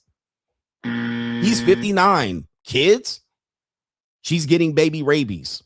She wants to now have a little more of a stable marital partner, if that's the case. Okay, maybe she's earning more money and she doesn't need him like that. So at some point, it becomes not so compatible. And I can attest to that as well. Anyway, enough about that. Enough about that. I have my preferences, but yeah, man, I ain't trying to mess with somebody called her a wine guzzler. Wine guzzler. This type of ish. And here's the other thing. A lot of times women will also believe that an older man will have his shit together, but I can attest to you that older men don't necessarily have their shit together either. And that is the case too. So the younger women will go try to maybe date older guys, and they might think older guys are more mature. They're more economically stable, but that's not true either. Some dudes in their 50s are broke. Okay. They're broke, busted, and disgusted. Some of them have trauma. Okay. And they have trauma like crazy. Men have been traumatized. You make it to 45 and 50, you have survived a lot of female trauma. Even your mama is starting to look like trauma to you. At 45 and 50, you start looking at your mama. It could be your mama's 75 and 80. You start looking at your mama like, yo. And your mama ain't going to let you fumble the bag because the mama needs to get taken care of. All right. And you're got to go take care of mama and your older sisters. So they don't want no new woman coming in there, jumping in the wheel, delivering babies. So a guy at 45 and 50 has survived a lot of trauma. He has, for me, I have Been definitely traumatized by dating and relationships and marriage. Traumatized. So I got trust issues. Like, I don't trust a bitch as far as I can throw a bitch. All right, and a lot of these bitches super duper heavy. So I always tell a woman, I got trust issues. I don't trust a woman as far as I can throw you. And looking at your big fat ass, I can't throw you very far. So I let that be known from the rip. Now, what they do is typically women that are younger say, well, we can work on it. No. You can therapize it. No, nobody can help me. Oh, your trust issues are coming up. I told you. Bitches be running. Now, here's the thing. What I normally realize is that these women want me to give them trust. They don't want to earn it. Okay. They don't want to earn the trust. They just want me to outright just trust them. And that is an indicator of a younger woman. Younger women typically think they should get trusted right from the rip. And older guys know that's the dumbest thing you can do. So you don't give her trust and she really gets turned off by that. Younger women will get turned off of that really fast because they want a dummy. They're used to dealing with dummies that they can run over and finesse. As you can tell, that JUCO story that I told on Locals, they don't want to earn no trust. They just want that shit. Just give it to me and believe me. Just believe me. Just believe me. I'm like, man, I got too much trauma to be believing a bitch. I'm going to just tell you that right now. I'll never believe a bitch. Not even my mama. Right? Not even my sisters, my daughter, my ex-wife. Nah, bro. I don't believe a woman. I don't think. As soon as she start talking, I know she lying somewhere. Okay, so I ain't trusting a bitch. What? Trust no bitch. I don't trust no women. Trust women? No, trust. No. I trust about a quarter of the things coming out of their mouth. Right? Anyway. Shout out to our brother Money Mindset. Steve says Epstein was out here chasing around redactions. Yep, that's not young girls. Those are redactions. All right, and thank God that he was chasing around those redactions. And yeah, and so the ladies, yeah, somebody says, well, you got trust issues. I'm like, ma'am, do not take it personal. I don't trust anybody. I don't trust anybody. Like, I don't trust men. So don't get it twisted. I don't trust black people. Like, I was walking around at Target. I had my ling with me. We're walking around Target. This nigga running up here. We in a nice neighborhood too.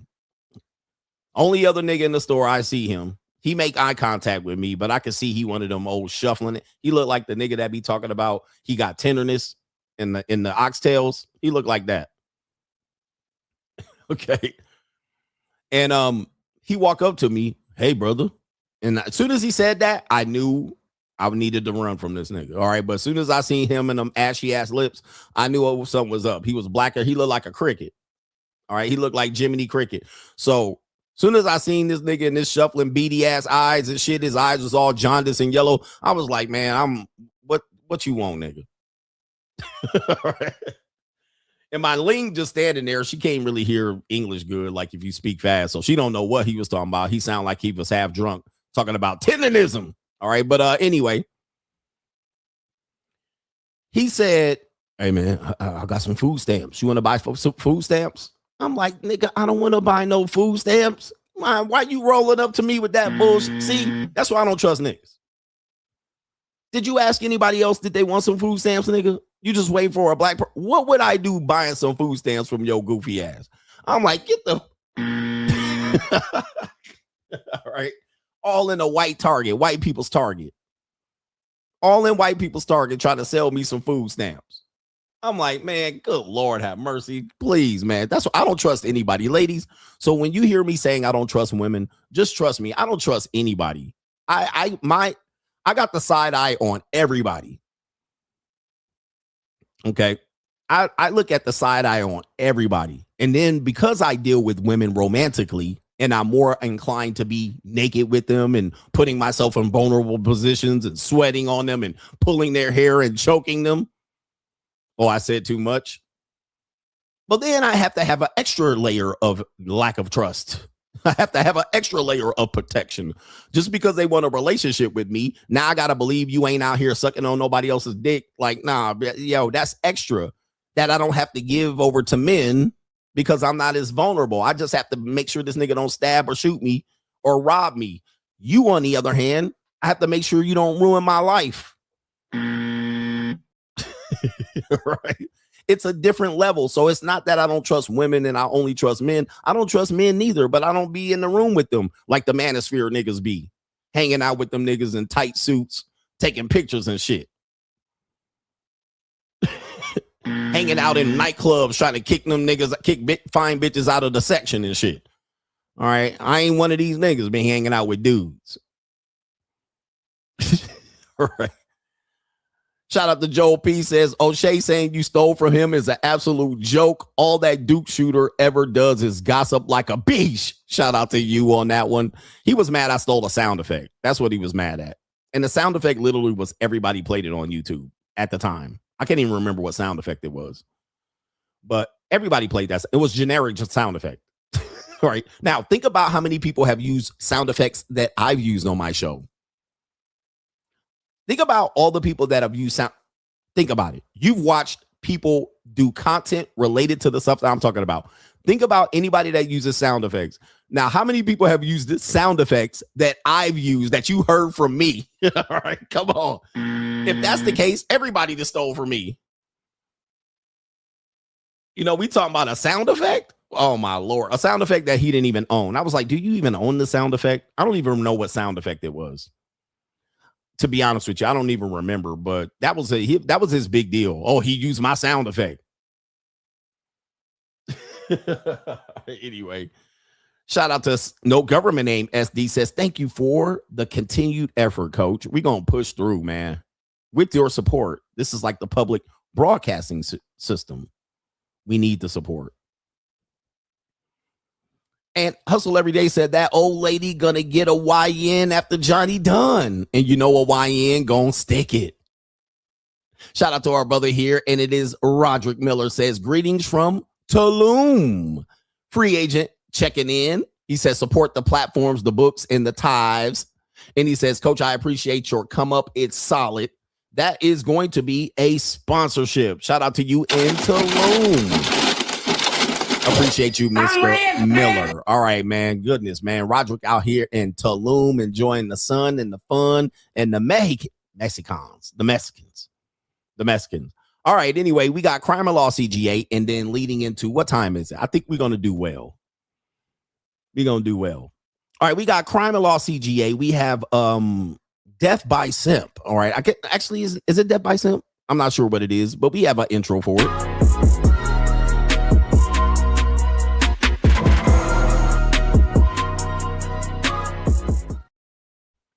Crime and Law CGA. Okay, here we go right here. Crime and Law CGA. We got a story to report here. It looks like Pookie gets lonely too. Apparently, it says, well, there's an ad right there. Let me take this down so I can read the damn headline. This ad I don't know why they do that. Cover up the damn headline.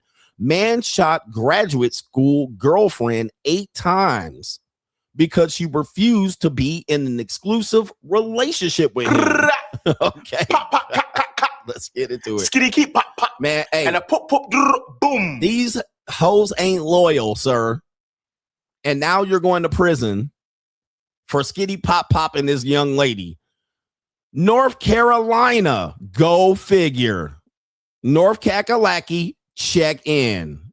And look at well, this is where I get in trouble with YouTube, just describing this person, but all I can say is muskrat.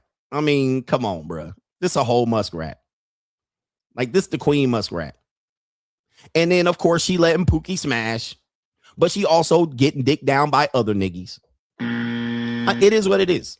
Okay. North Carolina, it's your turn today. All right. Not a surprise. Let's report on this story here. A North Carolina man is facing decades in prison for barging into his girlfriend's house and shooting her in the head and injuring her roommate, all because she refused to be in an exclusive relationship with him. Stephen Dubois, or Du Bois, aged 32, pleaded guilty to second-degree deletion and attempted deletion in the death of 30-year-old Angela Marina Cortez Menendez Riza in Durham, North Carolina. He will be sentenced in between 35 and 44 years behind bars after accepting the plea deal. Sheesh. Cops responded to a home in the 1000 block of Worth Street, for a shooting shortly after 7 a.m. on October 2nd. This is in 2023. When the police arrived, they found Cortez Melendez Riza suffering from multiple gunshot wounds. In a bedroom, they found Riza's roommate also suffering from gunshot wounds. Both were transported to a hospital where the doctors pronounced Riza dead. The roommate told the cops that Jimmy shot them. Du Bois goes by Jimmy.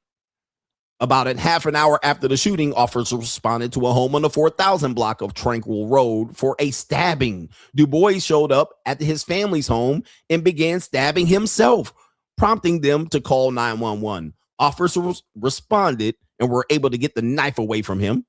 Okay. Du Bois told the cops that he just shot a female in the face and wasn't going back to prison, and couldn't live anymore. An affidavit said right there. Rizi's father, Mateo Rizi, told local NBC affiliate that moments before his daughter was deleted, she and Du Bois was in the suspect's car where they argued over the future of their relationship. Du Bois wanted an exclusive relationship, but she didn't want that, her father explained. She left his car and went into her home. He broke in and then chased her to the back of the house, fired 11 rounds. Pop, pop, cut, cut, cut. Okay. Skitty, keep, pop, pop. And a pop, pop, boom. 11 rounds, shooting her 8 times with a handgun, 9mm style. And then, even more amazing, is he then burst into the bedroom of Angela's roommates and shooting her 3 times. She survived, but is permanently disabled. Oh, my goodness. Man almighty, these ninjas is starving. Yeah, that brother's starving. Yeah, he went, here's William on that one. My goodness. Here's William. Here's William. All right, man, these guys out here, dude, this is simping, man. It says the father called his daughter a really wonderful person. She was a very bright, very smart, and always fun.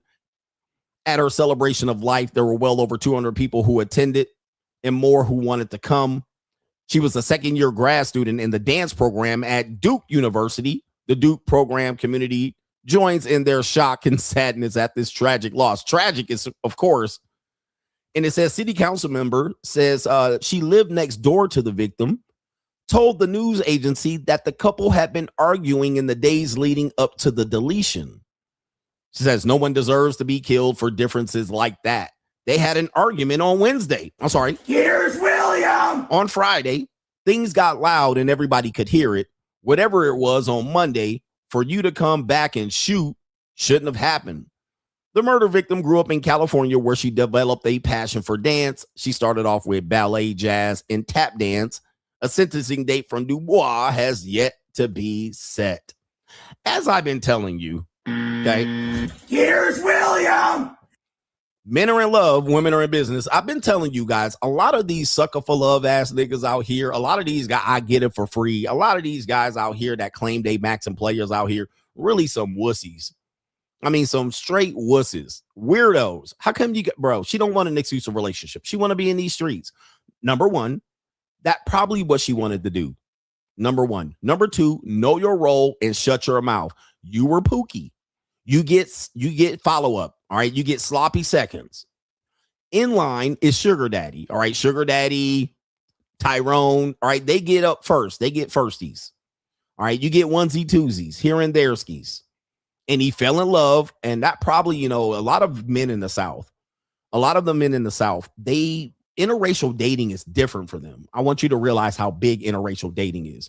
So, for me, people already know that I have a big hang up of, a fence around me about black women and dating them. It's like, I can't take them seriously. I grew up around them. Now, when people hear that, they immediately, like, I saw a comment one time on an old video someone else posted. It wasn't my video. And the guy was like, well, didn't a white woman ruin you in divorce? I was like, bro, see, here's the deal. There's more women than white women and black women. Like, there's a whole bunch of other women, Asian and Latina. All right. Australia. Like, you could go across the board. European. All right. Latvian, Russian. I mean, you don't have to just deal with American women, but that's how black men in the South see it. They only see black and white. So, and this woman is a Latina. So in his world, she's exotic. Okay. So this is the most exotic woman he has ever gotten. and this woman pleases his pleasure palate, if you will. So he's got a Latino woman for the first time in his life, a muskrat version of a Latino woman, and she's light skinned, fair skin, Latina, curly hair. Her hair probably smelled good, like herbal essence or one of these he going crazy. Okay. He going crazy. His senses are going crazy. She probably treat him well and laugh and smile, and she let him get that neck, all right, ecclesiastically. And he going crazy. He got out of jail. She probably take care of the nigga and all that. He going nuts over this woman. He's like, I want you to myself, all to myself. And she was like, nope, I'm still part of these streets. And what you will find is that many women that are in this age group are still part of the streets. They're part of the world today. They don't see themselves settling down right now. They still got options. They still got a life to live and graduate student programs to go through and careers to build. And then they'll think about throwing you that old wine guzzling ass, wine breath, garlic breath smelling ass shit when they 42. But man, to delete her is absolutely sad and sickening. And this is the state of men out here. Men are out here in weakness. Men are out here truly weak and they're hurting. All right, goof ass niggas. Anyway, that's Crime and Law CGA.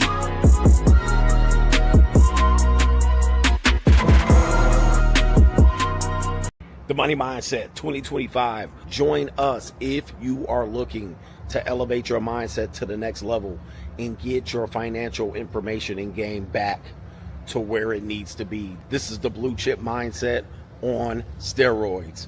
We have 80 plus episodes from the last 2 years that you missed available via playback. You can get all of those episodes. Also, every live stream on Sunday night with all of our great contributors with subjects, cryptocurrency, investment, money 101, money 201. Also, if you're looking to become a social media content creator, this is the group for you. 2 times a month, we give you content creator information about how much money you can make via content creation. What are the most popular forms of content creation coming forward in the next few years, and how you can capitalize on an opportunity to be a content creator. Join patreon.com/Coach Greg Adams to find the Money Mindset link. Let's get our Blue Chip Mindset on. The window is still open. Hey, we got 145 Money Mindset episodes. We just dropped. We have more Money Mindset episodes, but they were lost. All right. That was before I realized you can record on Zoom. All right. Believe me, I'm an old man. All right. I'm an old man. All right. I think I had it down. All right. But we wasn't even recording them initially. But we have 145 right now on the playback on the Money Mindset, patreon.com/Money Mindset. Last night's Money Mindset was for the record books. We've had several brothers step up and display their AI knowledge. And we had 4 guys exactly do AIs. We could just sell the AI streams independently and make a bunch of money, because the knowledge that was dropped with AI over the last 4 gentlemen presenting them for our Money Mindset have been crazy. 145 episodes of the Money Mindset that you can watch on playback. In my opinion, I don't think you'll watch them all. At some particular point, I can compartmentalize and contract these into 5 separate courses going into the future, because so much information in that Money Mindset. I'm literally giving y'all a massive discount and access to this information, plus the other perks of being a part of the Shield. So join the Money Mindset. Coach, and please understand, we killing it over there. All right. If you don't want to join, nigga, don't join. But we got Money Mindset, patreon.com/Money Mindset. We're on year 3. 3 years of it going on right there. Anyway, shout out to our brother here. We have our brother, the Pro Mansplainer. He says, Coach, as a boomer ass cracker, I've learned so much from you. He says, I like to buy you a beer and a shot, a pint and a jigger. Shout out to you. A pint and a jigger and a smoker. I'm a midnight toker. And a pint and a jigger. All right. Shout out to you, man. Shout out to the white boys in the building. Shout out to our brother. It is no government name. Call me James Bald. He says, how are you, Coach? Today, I jumped into the locals. I'm a Money Mindset member and welcome me to the Shield. He says, continue your amazing job. I just lost $65,000 and in crypto since Donald Trump was elected. Still keeping my head high. Yeah, crypto's been interesting. Bitcoin has been interesting. The last couple of weeks, record high 126K. Record low this weekend, 77,000. It's back up today, but yes, it is a ride. Okay, it is a ride for sure. Shout out to James Bald in the building. Thank you for becoming a member of the Shield. We do have a couple more people I want to acknowledge before we get to the sub main event and the main event. Okay, let me see if I have to acknowledge some brothers. Okay, we don't. I think we can move forward. It's the Cash App, Liddy. Yep. Let's go. We got the sub main event. It's the evil world we live in. Check this out. I have this on the thumbnail. The thumbnail says this woman remembers the day she knew she made a mistake in getting married to her husband. All right. What day do you think that was? You guys seen the marriage wheel. Okay. You seen the marriage wheel. It's an evil world we live in. Okay. Do I have an intro for evil world? I do. All right. But I ain't going to play it right now. What day do you think this woman, I'm going to put her up on the screen right here just so you can see it. It's a white wife. What day do you think she's going to say she knew she was making a mistake and was going to regret getting married? Okay, let's see what she says. I knew the day that I married my ex-husband that I should not have married him. Really? I knew it. Really? I knew it, but I did it anyway. Why? Programming and conditioning. Because it was the good thing to do. It was the good girl thing to do. He was a good guy. He was good enough. He loved me. I felt unlovable for some reasons. Right. My parents approved of him. I followed the path. His parents knew my parents. It all just made sense. It all made sense. I knew the day that I married my ex-husband that I should not have married him. Really? I knew it. Woo! Lord have mercy. But CGA, you tripping. You're a nihilist. I've been telling y'all that for a long time. You guys need to know what you're walking into. Now imagine, she probably didn't divorce him right away. I knew the day I married him. She didn't divorce him the next day. She did not. Nope. No, she didn't. She went through the whole process. She went through the whole matrix, the whole thing. That's why I've been saying when white men are in the matrix. Okay, they're more in the matrix than black men. Black men are in another plantation matrix. But white people typically in America, I'm talking about American whites, they got to go through the process, right? And this is the process people try to match. The upper class community does this. This is conservatives do this. Ecclesiastical Christians do this. They try to do this, but you find that they're not happy in the end. They are going through it. They'll end up saying, I only did it because programming, because I was a Mormon, because I was an ecclesiastical Christian, because he was the neighbor, because our parents got together, because it was this and that. You will find that once women get out of that programming and they want to get out of the matrix and they want to hit the streets, they're going to just wriggle out of it and it's going to be hell for you. And then, of course, it's going to be 5 years of hell, 10 years of hell, 15 years of hell. That's what you're marrying into. The programming, the construct. This is why that whole idea of that Andrew Wilson ecclesiastical forcing your wife to stay in a marriage is ridiculous. All right, she can't get out of the contract because she can't divorce you because you're not married. False. Okay. And I said you're going to lead these men into a burning building. You're leading them astray, sir. You're selling them a dream that is not. You don't even live that dream. Your marriage ain't even that, nigga. All right.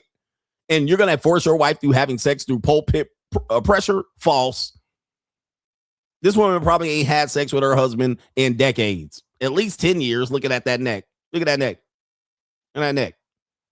And she says, I knew it. This is also a little bitterness coming up in there, but I knew it. I knew I didn't want to marry him. I knew it. I knew it. I knew it. And this is a regular plain Jane. She's not a gold digging looking woman. This is a regular Millie mouth woman. Look at her Millie in the mouth ass woman. This is not like a gold digger, one of these 304 slurs and all of these things that you worry about. Like, guys, I want to tell you something. And some people are saying this across the internet and it rings true. And I've been telling you about honest hoes for a long time.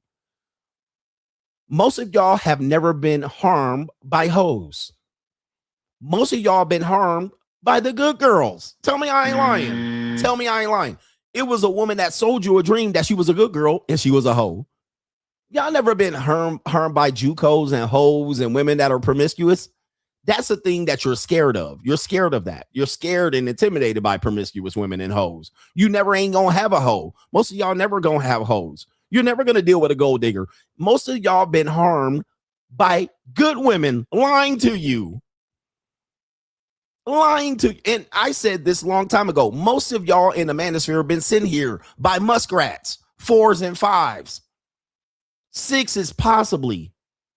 Y'all ain't been sitting here by gold diggers and hoes and JUCOs and 304's. These are women that either you can't get or that scare you or you hope you never marry. Y'all been sitting here by good women. So when women say, well, we're good and there's no incentive to be good, that's who's traumatizing men. I've been saying that for a long time. The trauma comes from good women acting like they're good when they're hoes. Right? That's who not 304's and gold diggers and vamps and tramps and all of these things and skeezers and bitches, strippers and OnlyFans girls. No OnlyFans girls sent y'all over here, bro. No OnlyFans girl sent you here. It was a whole muskrat, a whole chubby girl, a food pop print, a muskrat, a plain Jane, a good girl, a church girl, a bitch that you married that you thought was good and she was sucking somebody. That's who sent us. Not no girl off the street. All right. A bitch that used you for $150. All right. The gold digger gonna use you for thousands of dollars. All right. You've never been hurt by a gold digger. Never. You just never have talked to a gold digger. So that's the point I've been making for a long time related to this. They'd be like, what about the good women? Those are the women traumatizing men. Those are the ones. It's not even close. The whores don't traumatize us. You can't even talk to whores half the time. We see a whore at the nightclub. Hi, she walked right by us. Oh, damn. Most of us never dealt with them. Now I do. All right, because I'm at the JUCO. I deal with a lot of them. Sometimes they can hurt you a little bit, but not like the good girls. But here she is right here. Oh, I knew it. She gave this man probably 10, 15 years of trauma. Look at his neck. Stay-at-home moms, the worst women to take into a divorce court. They are the ones be tearing your ass up from limb to limb, traumatizing your ass for a decade in divorce court. Let's continue. But I did it anyway. Why? Programming and conditioning. She dead on the inside, bro. Look at her dead. She's stone cold. Why? I did it anyway. Because it was the good thing to do. Ecclesiastically, it was a good thing to do, the right thing to do, but I didn't want to do it. She wanted to be in these streets. It was the good girl thing to do. Good girl. There's a good girl again. She even admitted it was the good girl thing. He was a good guy. Good guy again loses. Good guy again loses. See, Pookie don't lose. I mean, Pookie loses. He's a loser. But the guys that get harmed in divorce court, in custody battles, in alimony, in splitting of assets are the good men. Like the guys that have custody battles, they're fathers that literally want to be in their kid's life. I just want to be in my kid's life. I just want to see my kid. And he'll fight to go see his kid and still get his ass handed to them half the time. The guys that are bums that don't want to see their kid, these women will chase that nigga around with the baby. Here, you need to go see your kid. You need to come see your kid. She calling him up. He got a graduation. He got a recital. He got a piano contest. He got this. He got flag football. He got this. They trying to chase that nigga to come see the kid. But when you're fighting for your kid, you're the good man. They take the kid away from you and hide the kid and have all kind of daycare and motherfucking neighbors watching the kid and putting the kid over at Grandma's house and shit. And you're like, where my son at? Where my daughter at? Can't even find the damn kid.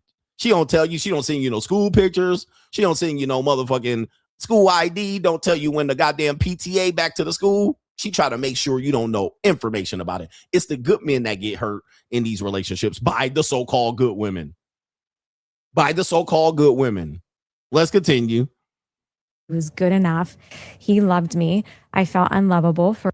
He loved me. I felt unlovable. You married an insecure woman, but of course she will say he's insecure because, yeah. For some reasons. Right. My parents approved of him. I followed the path. I'm telling you, this is the white American nightmare. You think white people got it made here? They don't. This is why when black dudes go MGTOW passport, bro, like people don't really care. They kind of might make a fuss about it. All right, but when white men revolt from the matrix, it's a big deal. All right, because that's the path. You're supposed to do that. Now, none of y'all niggas did. Most of y'all ain't got no. Most of y'all parents weren't even married, so it's not the path. You don't have to fight that path. So us rebelling against the system is not that big of a deal. For white men and women, it is a big deal because that's the path. All right, so shout out to them. I've been talking about this. People don't want to talk about this. This is a big deal.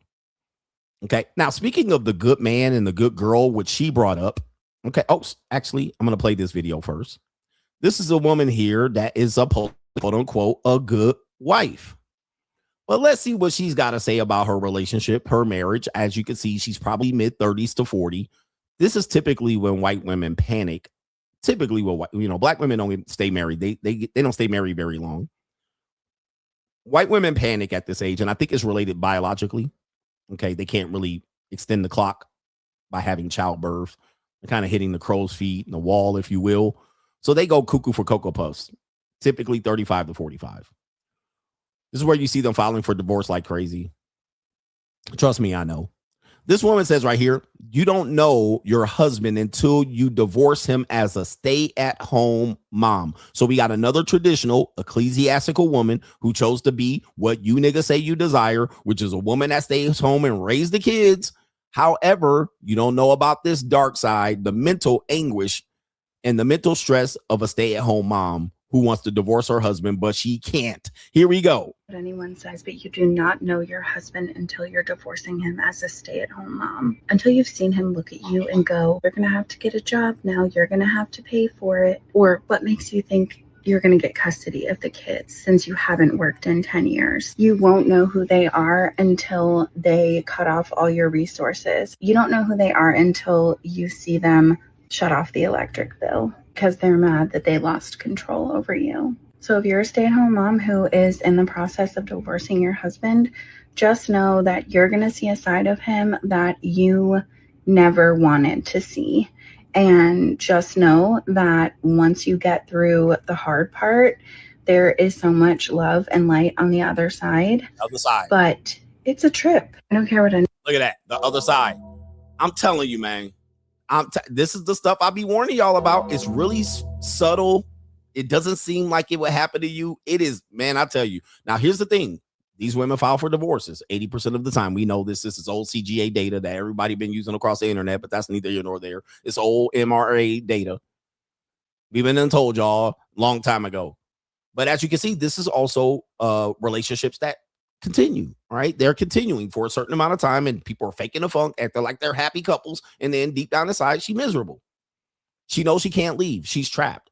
And then, yes, men, when that happens, she files for the divorce, meaning that she wants to be separate and independent. However, the husband is like, well, I guess you don't need my resources no more. So he ends up financially abusing her. I guess I could cut up the Costco card and the gas card and the access to the American Express. I guess I can cut off access to paying for this and paying for that. You're on your own, bitch. You're on your own. You asked for it. How can I live this way? You're on your own, bitch. Finance your own shit. Well, that's when the women say, well, I paid the penalty. I gave up my career for you and I raised the kids for you. And now you're penalizing me and not supporting me after the fact. So this is the clusterfuck of the stay-at-home relationship where most of you broke ass niggas cannot afford a stay-at-home wife, because I know once you divorce your goofy ass, you can't afford her. You're just gonna get into what she's saying. I was financially abused. He cut off the gas card. He cut off this and he cut off that. Because sadly enough, even if a woman divorces you, she still wants access to you. I proved this on Locals. A woman wanted to not be with me anymore. She still wanted the access to me though. She still wanted me to have some humanity and contribute to her so she can still do her fuckery. I don't take it personal because that's what women do. All right. It's not a surprise. It's just confirmation. So in that case, that's what we got. Okay. That's the reality of it. So anyway, that's the reality of the ecclesiastical stay-at-home mom, where that's a good woman. Let's take a look at her. Does she look like a slower? Does she look like a party goer, raspy voice? Does she look like hella makeup? OnlyFans? Does she look like all those things that the so-called red pill space acts like they hate? These are the women that you would think you will want. All right, but guess what? Boom. All right, she dropping the bomb on your head. She hitting you with the I'm not happy. I'm not happy. She hitting you with the I gave up my career and I raised the kids, so you must continue to fund my lifestyle and you must give me the house and the car and the kids. You must give me all of that stuff. These are the good girls. All right, speaking of good girls, we got the main event here. Let's roll the banner because we got a good main event for the good girls. Where the good girls at? Is it worth being a good girl?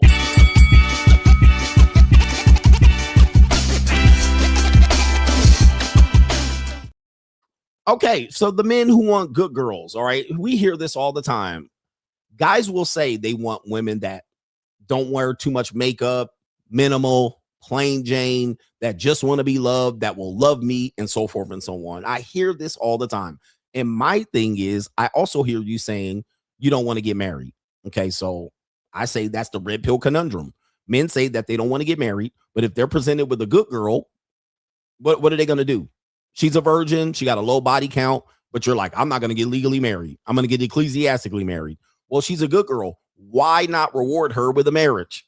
She ain't going to get ecclesiastically married. She's not stupid. Her family ain't going to let you. She's a good girl. Her family's going to protect her against that. So you're not going to marry her. She's not dumb. She don't have 2 kids by 2 different men, ass nigga. This is a woman who don't have kids by, she's not a single mom.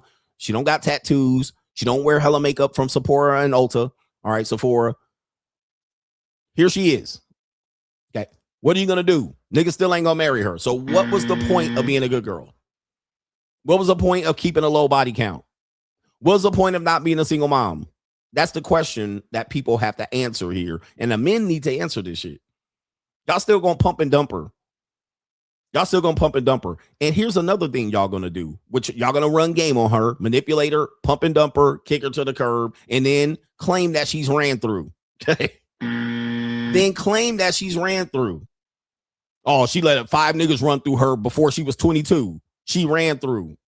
Okay, well, why did you run game on the good girls? The good girls are not meant to run game on. You're not supposed to run game on the good girls. Okay, I don't get why you're running game on the good girls, because then you end up complaining that she's a slore, that she's a skeezer. You're supposed to run game on the whores.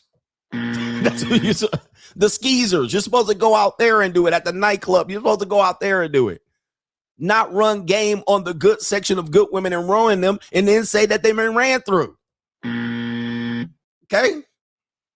This is the conundrum of the male space that I think the immaturity of this male space needs to be called out. You guys don't know what the fuck you're talking about, number one, and you don't have experience with women, number two. It's so ridiculous. So the good girl's supposed to be separated. This is kind of hints why there's always been this need for brothels and prostitutes, because that was a place where you can go get the ruined women, right? You're not supposed to make whores out of the honest woman. So you're supposed to separate and keep the whores in church, and then you're supposed to go run whatever you need to run on the prostitutes and the brothels. That's why they separated them, so you didn't go ruin the good crop of women. Now, unfortunately, you also have the good crop of women that want to be whores too. So we have this going on. So we have to break this down in the main event. We're going to start with this video, Somebody's Daughter. All right, so we got 2 flatback Supremes here getting interviewed. This is a future Hawk Tua episode. Let's hear what your future daughter is talking about here. So these are so-called 2 little, white hairballs here, dressed with their coochie cutter shorts on. Let's see what your future daughters are talking about. Rather a white guy or black guy? White. Probably white guy. The last time I fucked a black dude, he ghosted me like a few weeks later and got back with his ex-girlfriend. Wow. So what did you do? I stalked him for like a year and a half and then realized that it's never going to happen. So now I'm kind of low-key scarred. So white guys. How many bodies did y'all call last summer? I would have to count because right now I'm at 27. So I'd have to count. So probably 6 or 7 last summer, I think. Ain't nothing wrong. I think so. I was 1 for me. Ain't nothing wrong with that. You got experience. How many bodies you going to catch this year? Or this summer? I would assume 3. 3? Yeah. How about you? I don't know. She'll catch at least 3 or 4. That's crazy. You think that's true? Well, I guess I'll find out. If you're giving sloppy toppy, what do you think about? Can this please end so I don't have to do it anymore? Let's just get it over with. Head is so boring for girls. I personally, that's just me. I would have to agree. Or if they're like, I'd be like thinking about like if they're like staring at me, you know? Yeah. One hands or two hands? Two. Damn. Wait, no, one. No, two. I don't think I've ever done two. Well, I go back and forth. Oh, I don't do that. All right. So she got ran through all summer, 7 guys. I would put their age at about 22. All right, about 22. They seem like they're college age, maybe younger than 22. I would say maybe closer to 21, 20 for sure. And the one little slut baby been getting ran through, all right, by, of course, top tier. She's a nice little slut baby looking girl right there, suburban queen, Corona Del Mar's finest. All right, definitely got that Corona Del Mar in her. And that's somebody's daughter, too. All right, so don't blame me out here because I'm a folder as well. Get him, daddy. I'm definitely going to fold, sugar daddy style. Okay, daddy. I'm definitely going to put something on that. But there's so-called good girls. I think one of the girls was trying to say she was good. I was like, she wasn't getting ran through like that. She was like, I had one. All right. The other girl was like, I was in these streets. All right. The streets. In these streets. The streets had me this summer. It was hot girl summer. Okay. Now, this one, this sister, she's on the thumbnail. She says, I knew I was toxic. Listen to this story. I hope this story is not true. I hope she's saying this for rage bait or clout. I pray that she's saying this for rage bait and clout. So we have a sister here. Her name is Blessed something. She says, I knew I was toxic when I was crying over men I was cheating on. Okay, this is why I got trust issues right here. I knew I was toxic when I was crying over men, not a man I was cheating on, men I was cheating on. And this, she don't look like a schizoid.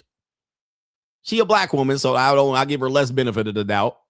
I was cheating on men. Now, here's the other thing about this. This also shows you that if a woman's crying, she's lying, meaning that she can say, like, she could be crying and say, oh, I don't want to hurt you and you hurt me, I'm going to miss you. And she could be crying and still be dead ass wrong. Still be cheating. You could catch her cheating. She could start crying and maybe she's crying. Maybe she doesn't cheat on me. Now we can throw that out of the window. I knew I was toxic when I was crying over men I was cheating on. Let's hear what this woman has to say. I knew I was toxic when I was crying over a nigga I was cheating on the whole fucking time. I was crying over this nigga, but I was cheating on the nigga the whole fucking time. I was cheating on him. Y'all always want to be like, you got 4 kids with your baby daddy. I was cheating on that nigga the whole time, but I was crying. I ain't even gonna lie. When I got pregnant, I didn't know who the fuck my baby daddy was. Damn near for all my kids, except for the last one. I knew that was Chris. It was I didn't never have to even think who I thought that baby daddy was. I knew it was Chris's baby. But them other 4, I didn't know who their daddies was. I ain't even gonna lie. It was this nigga from Atlanta. He swore my oldest son was his. I was like, no, it's not. I'm telling you, it's my baby daddy. He was like, no, that's my baby. I was like, no, it's not. It's not yours. He was like, girl, you had just got back home. And so how you already pregnant? I said, nigga, the day I touched down, I busted down. I'm trying to tell you. He was like, nah, that's my baby. I said, no, it wasn't because your PP was too big to even go up in my hole, nigga. What? It was. I remember that day like it was yesterday. Oh my gosh. And I was 17. I probably didn't have no business doing half the shit that I was doing. But when that nigga whipped that out, I said, that's not going to fit. And it didn't either. It didn't. But I was cheating on all, you know what? This is the longest time I've ever been faithful in my life because I probably cheated on every nigga that I was with and I cried over every nigga. Not every nigga. Not everyone. But if I did cry over that nigga, I was crying. But in the back of my head, I was like, fuck, I was cheating on that nigga anyway. And I knew I was toxic when I was crying over a nigga. I hope this is fake. I hope she's making this up. I mean, she's got to be making this up. Ladies, y'all quiet. The ladies are quiet in here. Ladies, speak up. Because y'all know girls like this. This is the thing. Well, she's lying and I'm not like that. Y'all know girls like this. Where do we start? Where do we even start, gentlemen? I mean, this is a typical Southern. This is the black woman y'all want me to date. Yeah, this is a typical Southern black strag, probably from Virginia, DC, North Carolina. Y'all saying it's not fake. I mean, goodness gracious. This is a horrible story, man. And she been at it since she was a minor. All right. Yeah, I was cheating on the whole fucking time. I was crying over this nigga, but I was cheating on the nigga the whole fucking time. I was cheating on him. Does she even look? I mean, listen, she looks like a good girl. I mean, she doesn't look like red flags. I don't see too many red flags on her. I mean, she kind of googly-eyed. She's a decent looking woman. She got some beautiful skin. All right. Her hands don't look like she's worked a day in her life. No calluses. No, she got soft hands. She don't got like crazy hairdo. It's a regular woman, regular degular. It's a regular degular stock factory issue black woman you can meet anywhere from North Carolina to DC to Georgia, all the way down to Tupelo, Mississippi, and back and forth. Other than, does she have tattoos? I didn't see any tattoos. I'll look for them. She got the 4 kids, but we don't know that. If we were just looking at her, we don't know she has 4 kids. I don't see any tattoos, but let me see. Y'all always want to be like, you got 4 kids with your baby daddy. I was cheating on that nigga the whole time, but I was crying. I ain't even gonna lie. I see the tattoo in the hand. Gonna lie. When I got pregnant, I ain't know who the fuck my baby daddy was. Yeah. I mean, that happens, guys. I had a link, the link that left. She was like, I only have sex with one guy during one cycle because then I want to know who the dad is. Well, we know that's a lie. All right, we know that's a lie. We can prove that in 2 text messages. All right, so it's crazy. Damn near for all my kids, except for the last one. I knew that was Chris's baby. It was I didn't never have to even think who I thought that baby daddy was. I knew it was Chris's baby. Damn. But them other 4, I think she meant other 3. I didn't know who their daddies was. I didn't even know who they daddies was. I didn't even know who they daddies was. Oh, man. And you guys would meet this woman in church with her 4 kids and think y'all came up ecclesiastically. Oh, I came up. I met a beautiful sister and she don't got baby hairs and she don't got a wig or a weave. And she got 1 tattoo on her hand, but that's it. It's not like she got tattoos all over her body, her neck, her face. I mean, come on, man. It's Gen Z. They gonna have a tattoo. Okay. If you're trying to find a Gen Z woman without tattoos, I have a story to tell you. I think they said 70% of Gen Z women have tattoos. You're not finding one. It's kind of like trying to find a virgin. You're not finding and if you find a Gen Z woman that doesn't have tattoos, I guarantee you she's going to want to get a tattoo. So the whole idea of you not getting a woman without a tattoo, nah. You're going to get with that woman that has no tattoos, and 2 months later, she's going to say, I want to go get a tattoo. So you can forget about that. You can throw that shit right out the goddamn window. All right, here we go right here. You're going to have to talk her out of not getting a tattoo. I ain't even gonna lie. It was this nigga from Atlanta. He swore my oldest son was his. I was like, no, it's not. I'm telling you, it's my baby daddy. He was like, no, that's my baby. I was like, no, it's not. It's not yours. He was like, girl, you had just got back home. And so how you already pregnant? I said, nigga, the day I touched down, I busted down. I'm trying to tell you. He was like, nah, that's my baby. I said, no, it wasn't because your PP was too big to even go up in my hole, nigga. What? It was. All right, so we got a minor, 17. All right.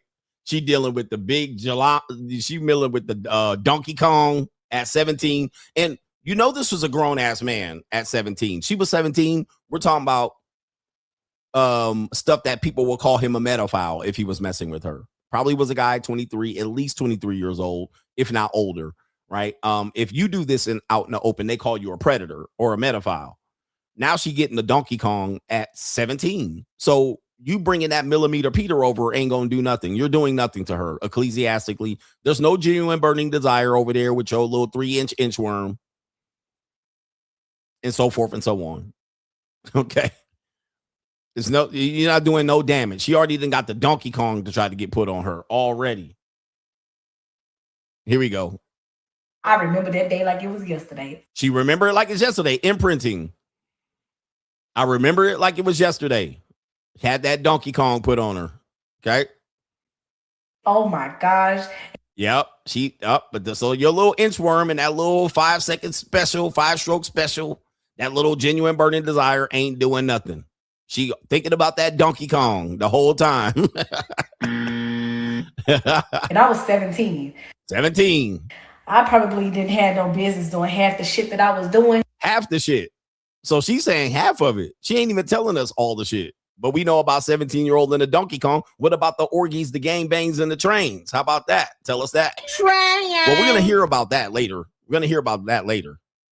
But when that nigga whipped that out, I said, look at that. All right, let me stop this right here, bruh. Hey, this is tough. Now, this is why women don't tell us. Do you have the stomach I just want to watch a girl? I just want to see say that this is why the good girls can be good girls and you don't know because they never tell you. They tell you lies or lie by omissions. And there's a reason why. This is why I don't think there's such thing as a good girl. All right. A good girl is just a bad girl that's never been caught. That's my definition of a good girl. So when someone tells me about the good women and the good girls, I just say they're bad girls that haven't been caught. And this is important because this is why the good girls don't tell you, just judging by the reactions of people in the chat, reacting to her describing her experience with men and other men, many other men.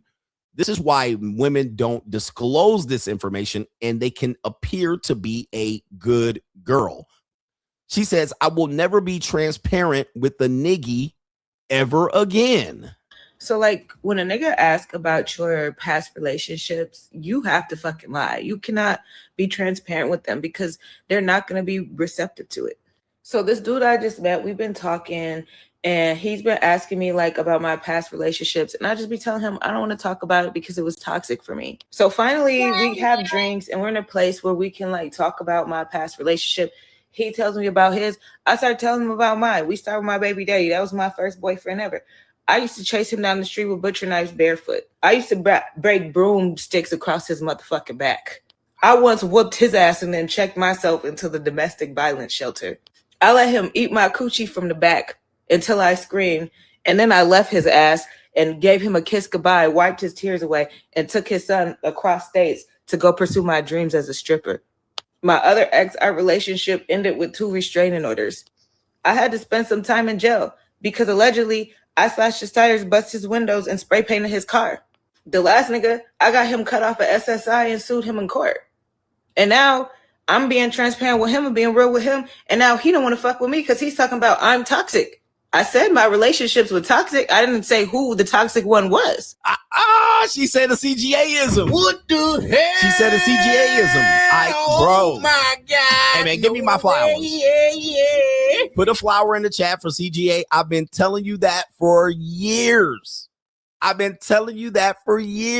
said, these women will say they are in abusive relationships, but they're not going to tell you who the abuser is.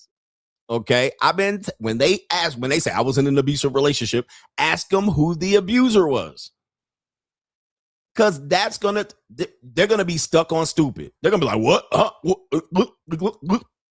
I've been telling you that. That's another CGA-ism. I got too many CGA-isms out here to help you get through the dating and vetting process.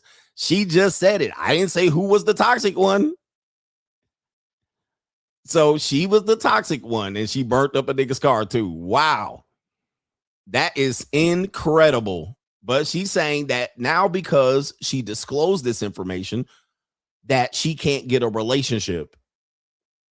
And what she said also, another CGA-ism, she said, I was in a dark place at the time that I was doing X, Y, and Z. I was with this guy. I broke a broomstick over his back. Yeah, I got a domestic violence charge. I stabbed him. I tried to chase him down the street with knives. She's going to say I was young. It was a different time. I was in a different journey. I'm healing now. I've been traumatized. I went through the therapy.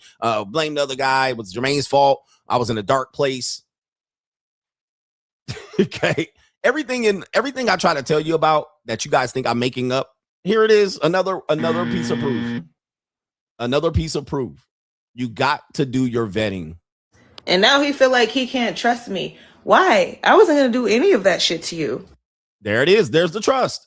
There's the trust thing I was just talking about. Oh, he feels like he can't trust me. Why? Really?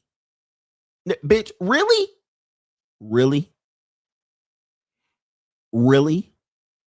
That's why I told you about trust. They just want you to extend trust. Just give me trust. I'm not going to do it to you. I did it before. I won't do it again. Promise me. Pinky swear. Trust me, said the snake.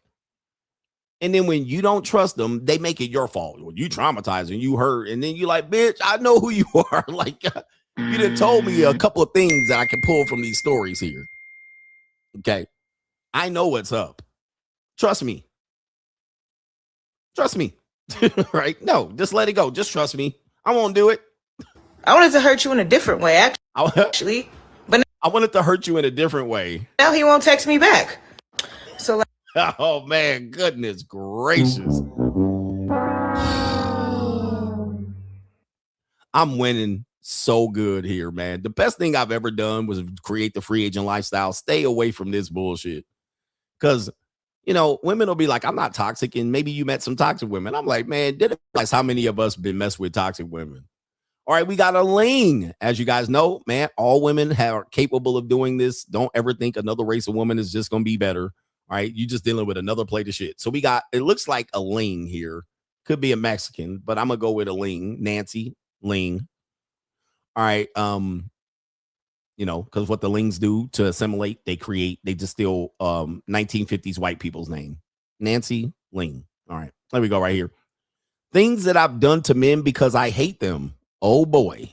All right, this is a nice little Ling here. So let's see what this Ling got to say. That I have done to men because I hate them.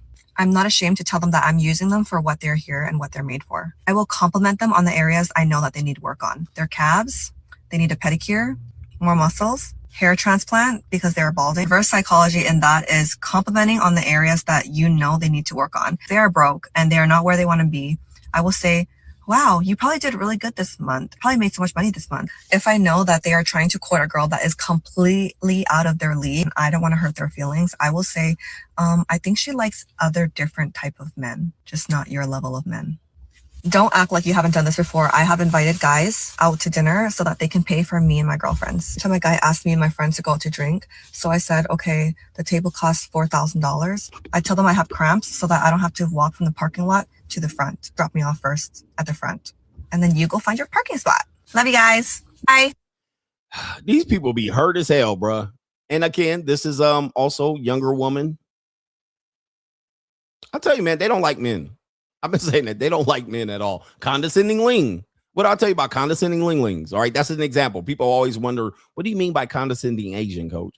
All right, because I'll tell you about condescending Asians. Now, if you grew up in California, you know what I'm talking about. She's like Americanized. Her father and mother are fobby, and they got a cleaners or a donut store. You know, they're immigrants. They worked hard, fingers to the bone, and they brought her here before, you know, she was 3. And then she assimilated. She took her American name, Nancy, Jenny, Kimberly, you know, any white woman's name from 1960, Rachel, any of these names. Then they take that name and they become Americanized. They don't have any Vietnamese accent.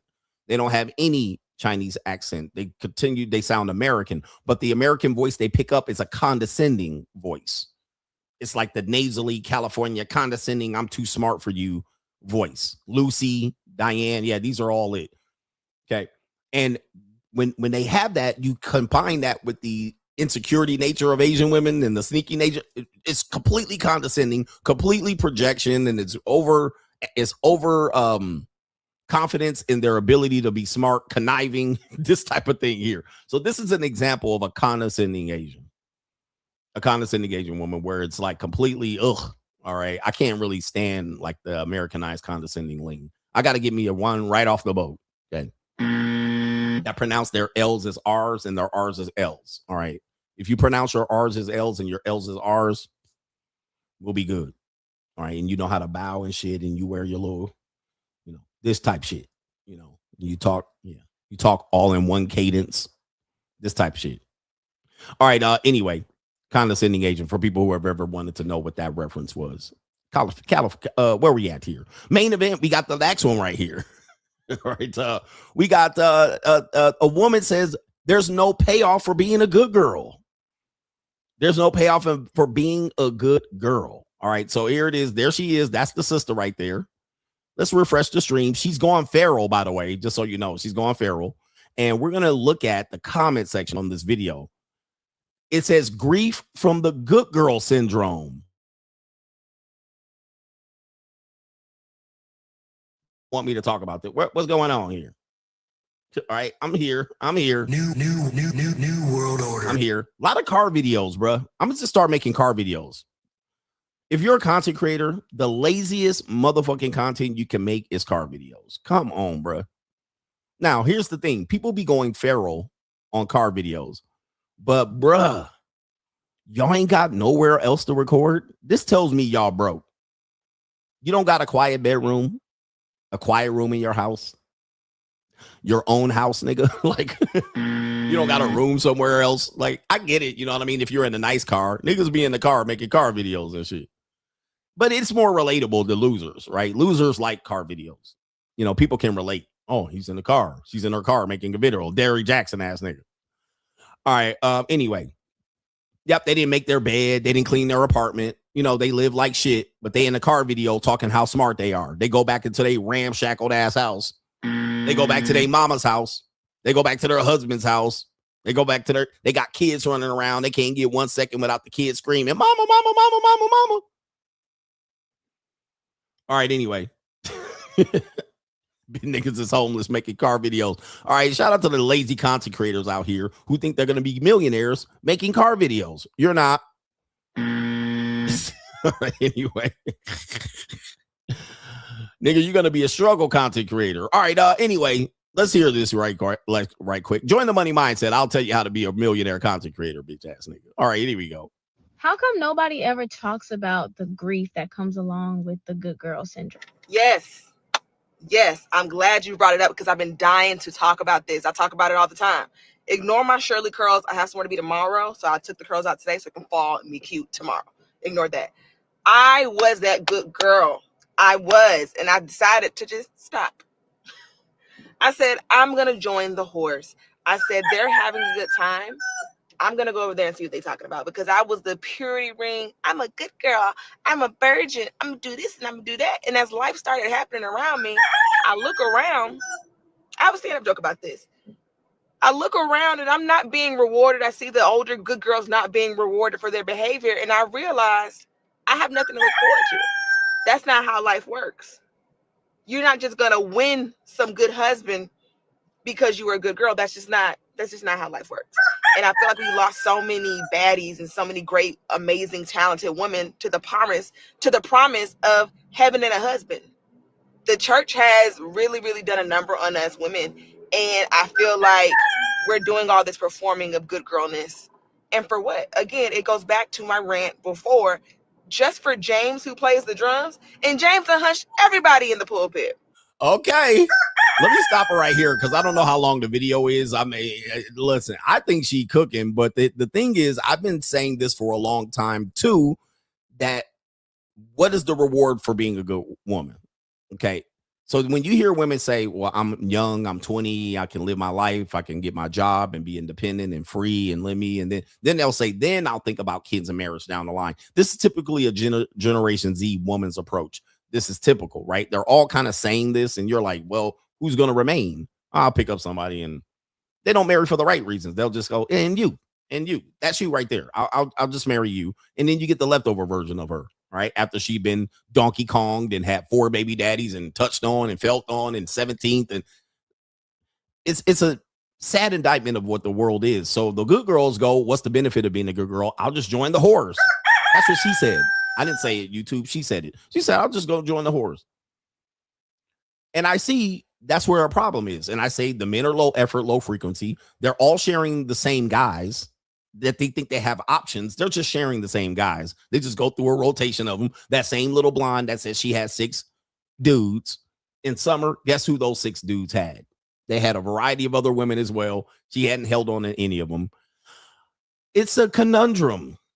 It's a modern day relationship problem that I don't think I see a fix, meaning that I don't think people can turn the switch on and off. But people will do it temporarily. Black ran through on 3. Relationships are just a break from the carousel. So she'll get into a relationship, turn it off. She'll get bored, turn it back on. All right, let me go back out there. Okay, let me come back out there. I'm tired. These niggas. Turn it off. She goes and relaxes, get in a relationship 2-3 months, 3, 4, 5 months, 5 months, 6 months. I'm back out there, turn it back. So there'll just be in a rotation of this type of thing. That's the future of dating and relationships. I don't think that's going to be something we can step out of.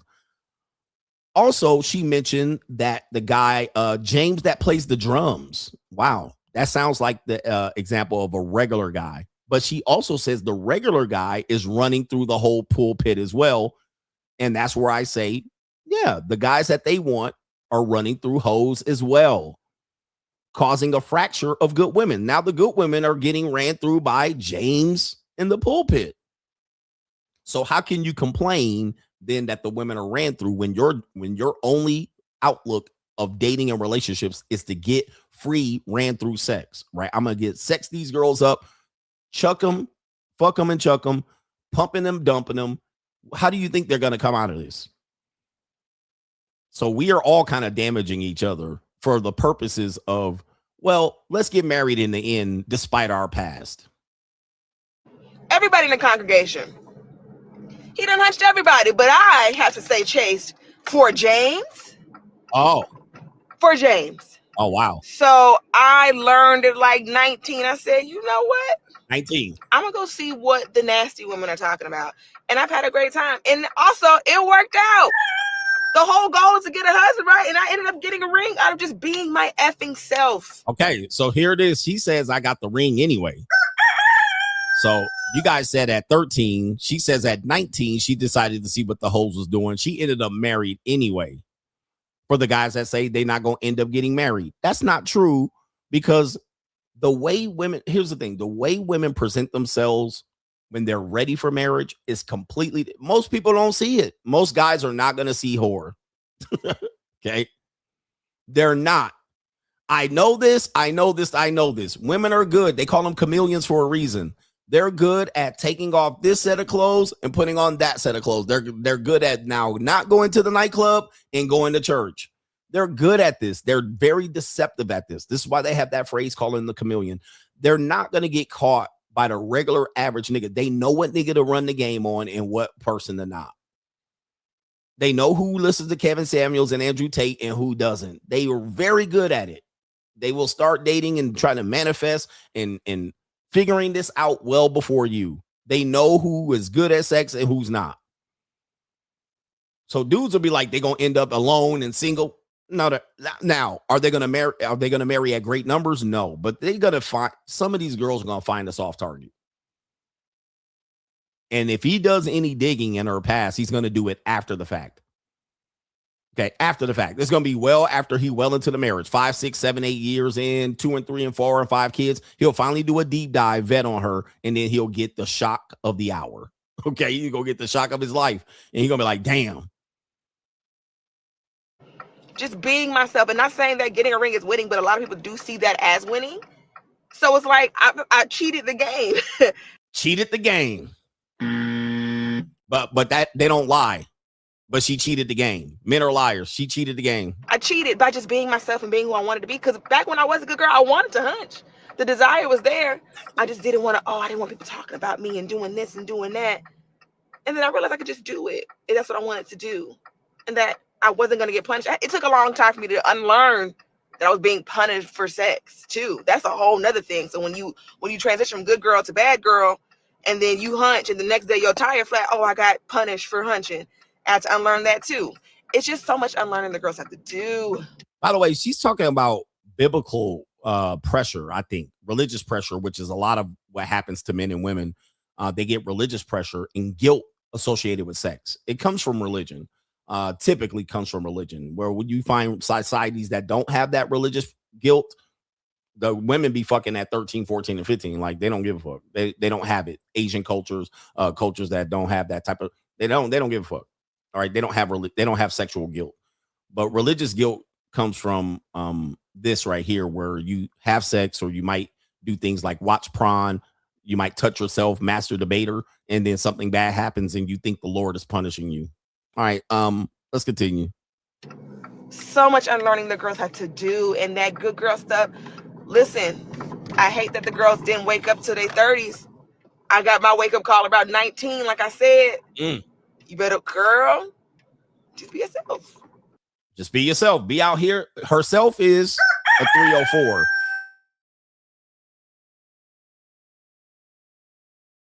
So, all right, what happened to the internet? Why do I always have problems with my damn streams? All right, this is ridiculous, man.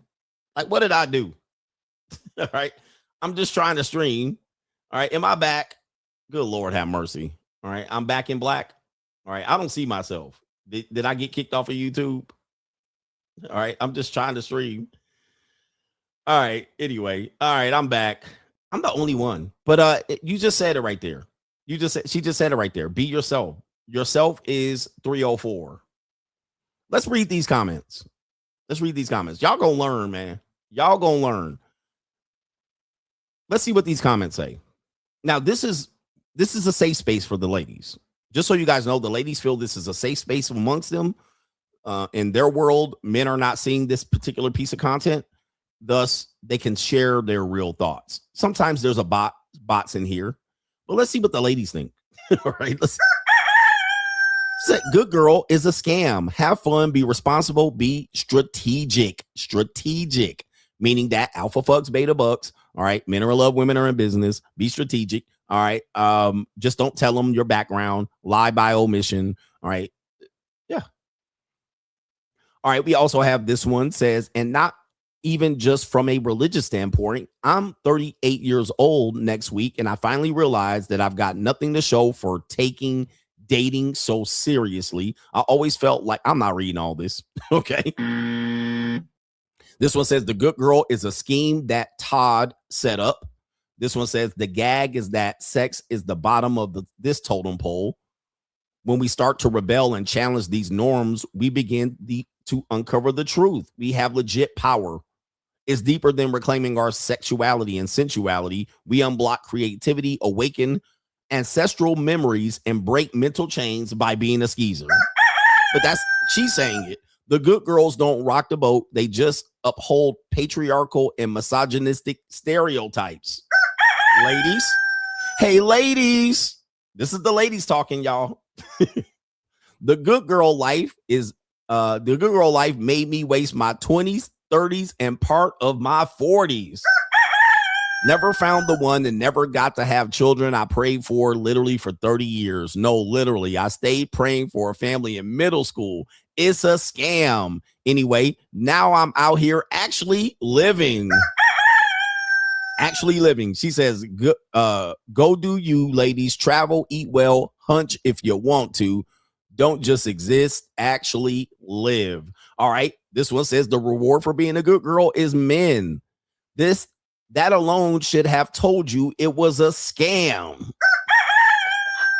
Ladies, I love it. Guys, this is just confirmation for me.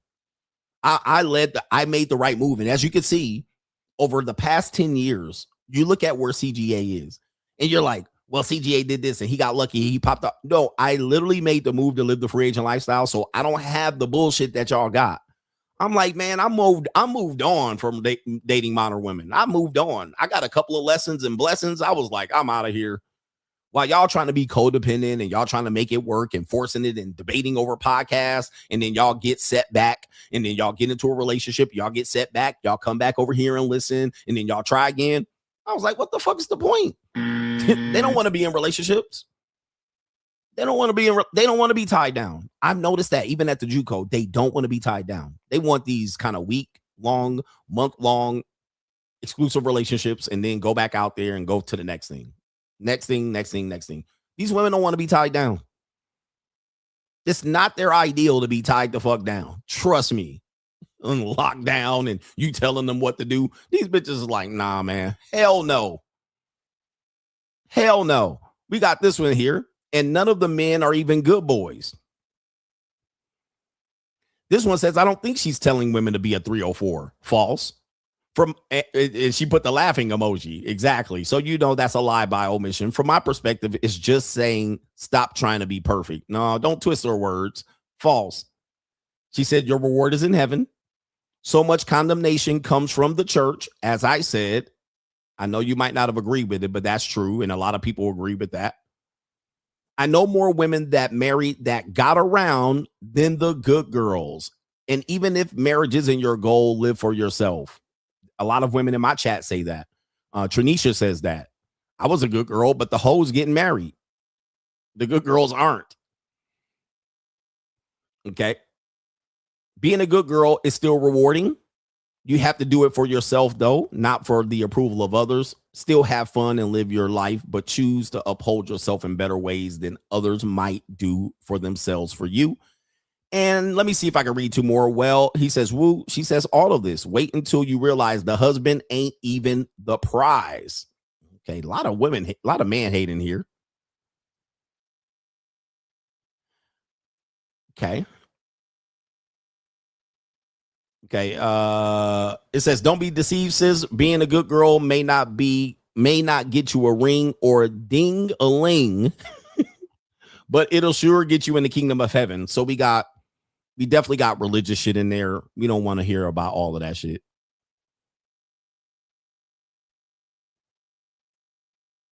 I don't know what it is about people always attacking the drummers. Okay. He took exception right here. I wanted to hunch. The desire was there. All right. So here it is right there. So I think that one stood out to me too, where she said, I was a good girl. I wanted to hunch. The desire was there. I just didn't do it. So this kind of proves that they want to do it. Like, the guys think that they don't want to do it. But they do. And it's only going to take a ludio phase. Her being in a situation where the male best friend and she's horny. And then all of a sudden she hunching. I love that word, hunching. So what do you think about this particular main event? What do you think about this topic? Right? Do you think it's a doomsday? Do you think we're in bad shape relationship wise? Do you think we have the ability to recover? Do you think we're just making this up? Do you think that we'll get married and the pendulum will swing at some particular point so aggressively that this will all be able to overcome? I don't know. Let us know what you think. We have Roderick Miller says, I prefer a hoe. A good girl sent me to the dark side. He says, truth, act like you don't care. The mom will chase. Shout out to you. Yes, indeed. It is the good girls that have caused trauma in men. Now, there are some men that definitely have a skewed judgment of type of woman they want. Like, they'll want highly attractive women, and they'll want the girls that they see at the nightclub, and they'll want to wife up those girls and call them wifey on the internet. And I'm like, that's a club bop. She belongs to the DJ. She belongs to the cartello. She belongs to the neighborhood gang. She belongs to the bouncers. She belongs to the damn nightclub promoter. She been a bop, a thought. She probably been a past stripper. That woman, you don't want her. Just rent her. My advice is rent those girls. Those girls are for rent. Those girls are for fun. They're fun time girls. And you'll have fun. Just bust out 350. She'll do whatever you want for an hour or two. But those aren't wifey. Those aren't good. Even when they're pretty and they look good and you see her chocolate skin and you be like, damn, butter pecan skin. You see her and you be like, oh, but I just want to make. Those are not wives. Those are bops. Those are fun girls. Have fun. Bust some money out. Have fun for the hour, the weekend, and you're good. Go back to the regular women, the muskrats. Okay. Just go back. All right. Those are not the ones you want, because those girls will break your damn heart. I'm going to tell you, man, you mess around with a hoe. You mess around and you get emotional about a hoe. All right. You going to be Sam on Goodfellas. What was his name? You going to be the nigga on Goodfellas. Okay. Remember, what's his name? Was his name Sam on Goodfellas with Ginger? Man, that dude, she knew Ginger. He knew Ginger was still seeing the pimp boyfriend. He knew Ginger. He couldn't trust Ginger. In Casino, he knew that she was gonna sending money to the pimp boyfriend. He knew, and he still, Sam Rothstein, he still was letting her do it. He knew not to give her the damn key code to the goddamn box. And he knew when he went to go check that box that she cleaned his ass out.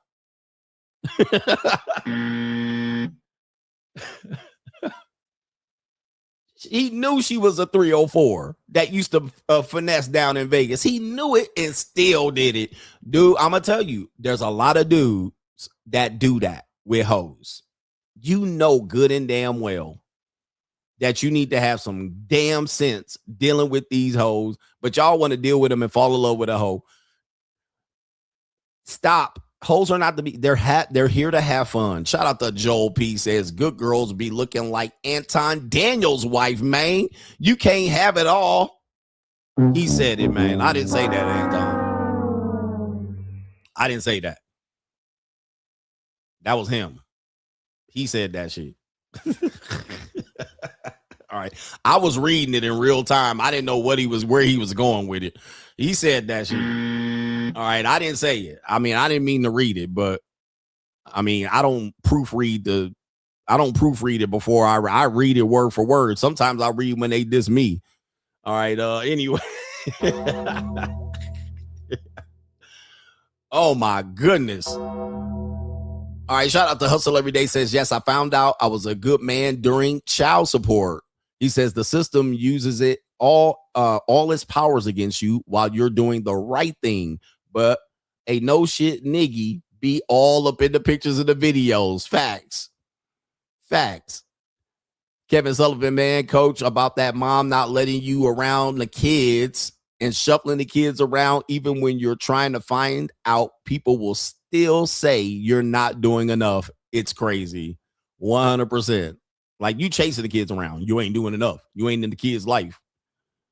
Miles says, this past weekend's local stream, the story of the wayward Ling Ling was an epic bang. He says was a banger of an epic proportions. He says so many valuable lessons for guys wrapped in this hilarious cautionary tale. Fantastic.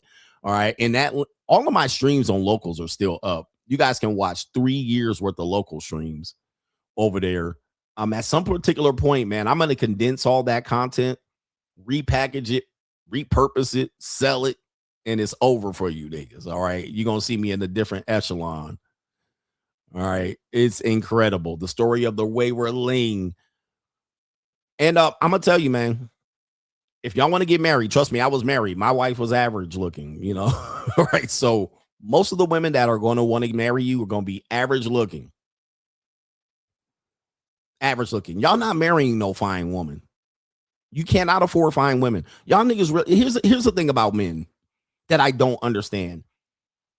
You men want women to cook and clean for you, but you want to split the groceries and the bills.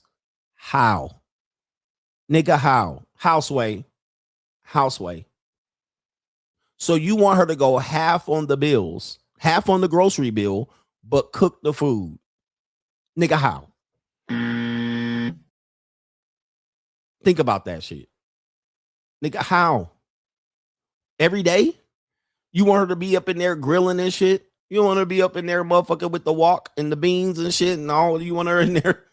How you going half, nigga, but you want her to cook? So when you go buy groceries, let's walk through this. Let's walk you through this. You're going to be like, I want you to cook for me. And she's like, okay, I'll cook. And then you go to the grocery store. And then when the groceries go across the goddamn conveyor belt, you look at her and ask for half the payment. Bruh, sit your motherfucking ass down over here. Sit down. You need some life lessons, nigga. You just young and wet behind the ears, bruh. Shut the fuck up. Well, Pookie shut up. Shut the fuck up. Pookie's got 2 felonies. All right. Pookie's got 2 felonies, nigga. Like, you're not Pookie. You ain't he. You ain't he. You're not Pookie. You're a regular ass nigga. You are ITT. You are IT tech. You come in here with that crunchy ass shirt tucked into your motherfucking jeans, wearing penny loafers, and you got a goddamn badge around your neck. Okay? You got that little lanyard around your neck, nigga. You ain't Pookie. You better go pay for them groceries, nigga. You wear a backpack to work. Go sit down. You got to key in to work with your little badge and it stretch off like that with that little stretch off thing. Bing! And you got to wear your shit on your pencil pocket protector, nigga, all day. You work in the mail room, nigga, at the office with the IT niggas. So what the hell you talking about, bro? You're not Pookie. You don't get what Pookie get. Pookie get welfare meals from fat Strags. Sometimes pretty girls. All right. They get welfare meals. All right. The meals Pookie get is welfare meals. All right. Right off the food stamps. Bitches be getting shrimp scampi, motherfucking surf and turf, lobster tails. All right. Bitches right from Walmart. All right.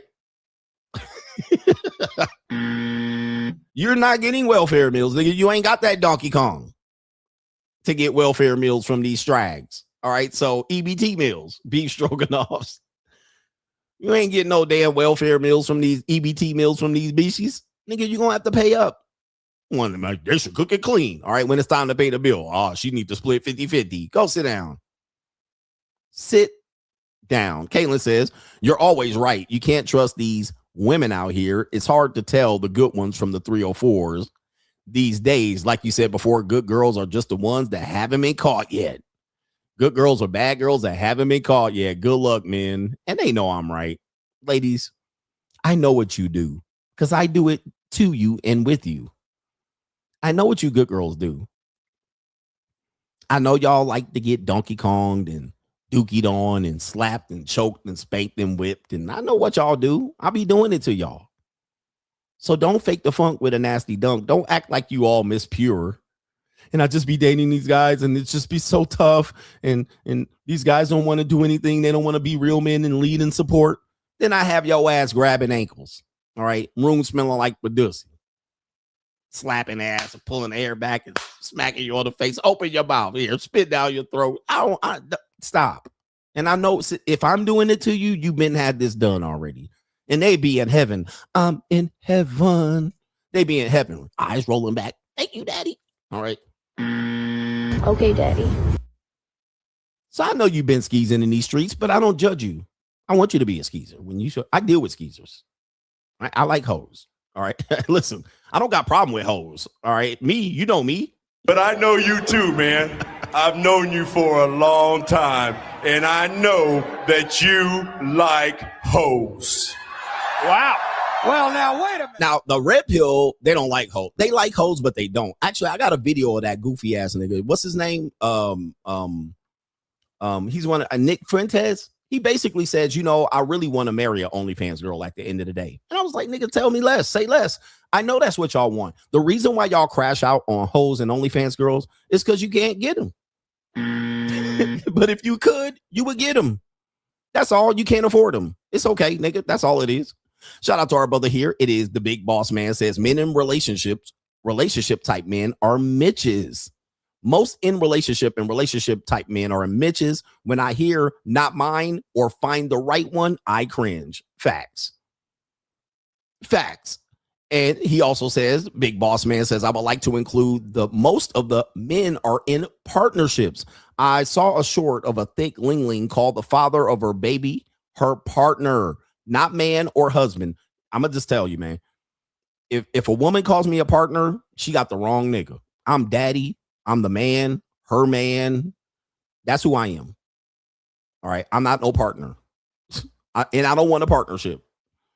Okay. I'm the man, my daddy, king, boss. That's who I am. Papi, Papacito, Malo Papi, Don Gregorio, the Don. That's who the fuck I am. I ain't no partner, nigga. Yeah, I ain't got no partner bones in my body. Yeah, I don't need no partner. I'm like Chris Tucker in Rush Hour. I don't need no partner, nigga. El Jefe. Yep, El Jefe. King of Kings. King. That's me. All right. I don't deal with no partner, bitch. If you want a partner, go get a dance partner. All right. Anyway. All right. The man. Yeah, Mr. Adams. Call me all that shit. Papa, Poppy, Pop. That's me. I'm the leader. I'm the motherfucking king and shit. Don't come around here tap dancing around this. El Patron. El Patron. Shout out to Maestro, says you literally spelled my situation out. I beat them so bad they had to cheat. Now I'm on 2 appeals pro se. Shout out to the Money Mindset Coach, the GOAT. Great job yesterday on your presentation. All right. And that's a co-sponsorship. I'm rich, bitch. Zubrick says no hope for these hoes. They love raw cream pies from randoms. Professional ski catchers out here. Women advocate for it. I love it. Best time in history to be a man. Facts. Dude, men don't realize this, and I got to wrap this up. I got to leave in 30 minutes. Men don't realize that this is the best time to be a man.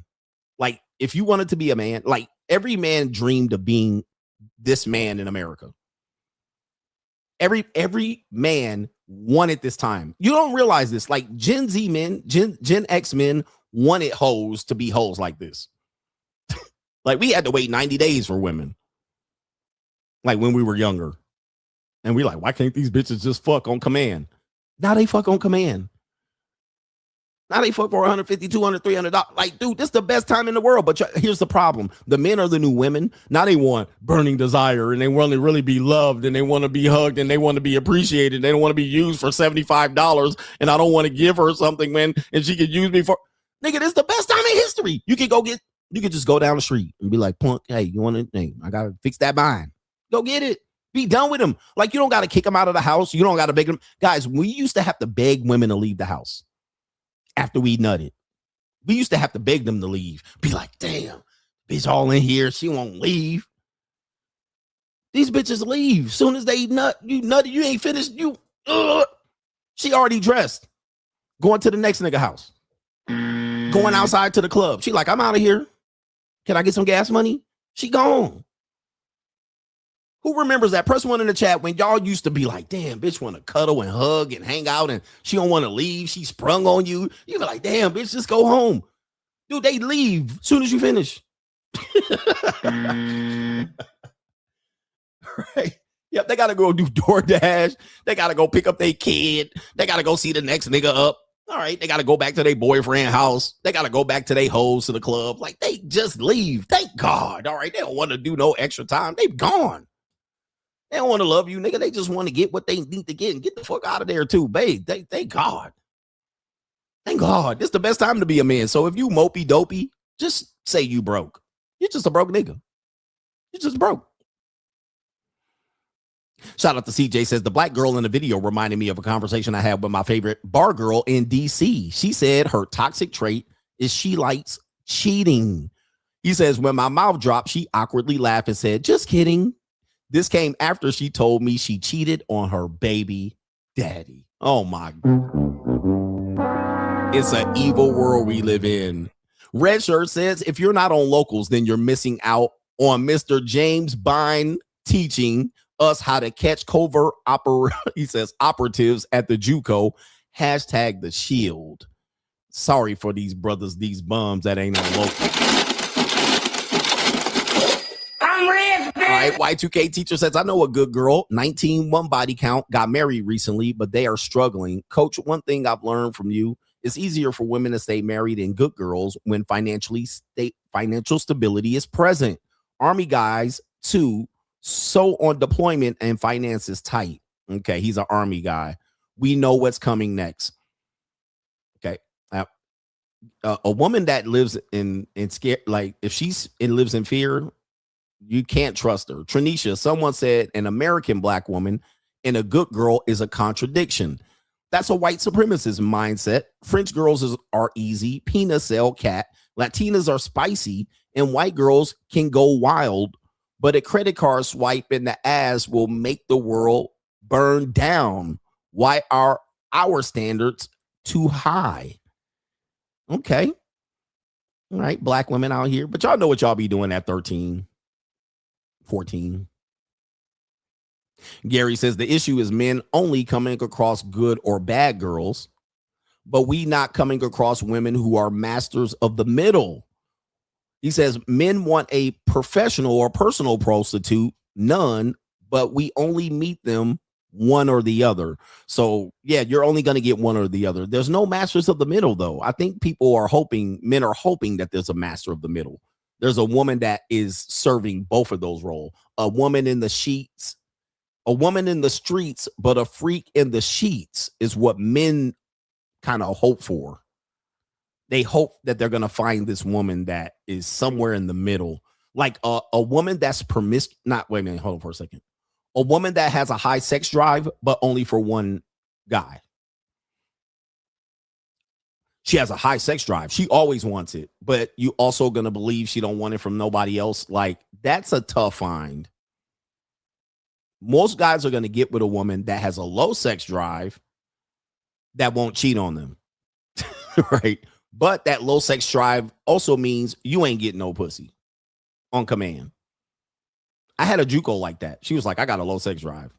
So that means, you could trust me. I really ain't out there. Now, did I really trust her like that? Not really, but she did have a low sex drive, even to the point where I was like, yeah, come over and handle this. And she was like, I'd rather just lazy.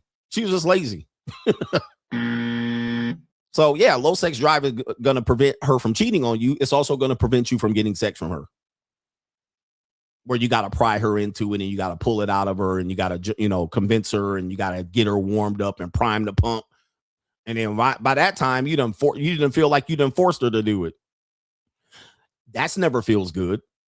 Hustle Every Day says, do good girls prove men are the prize? Who validates? I'm not sure what that is. Rick Martell says, shout out to the coach gang. Michael Cook is in the building. Shout out to you.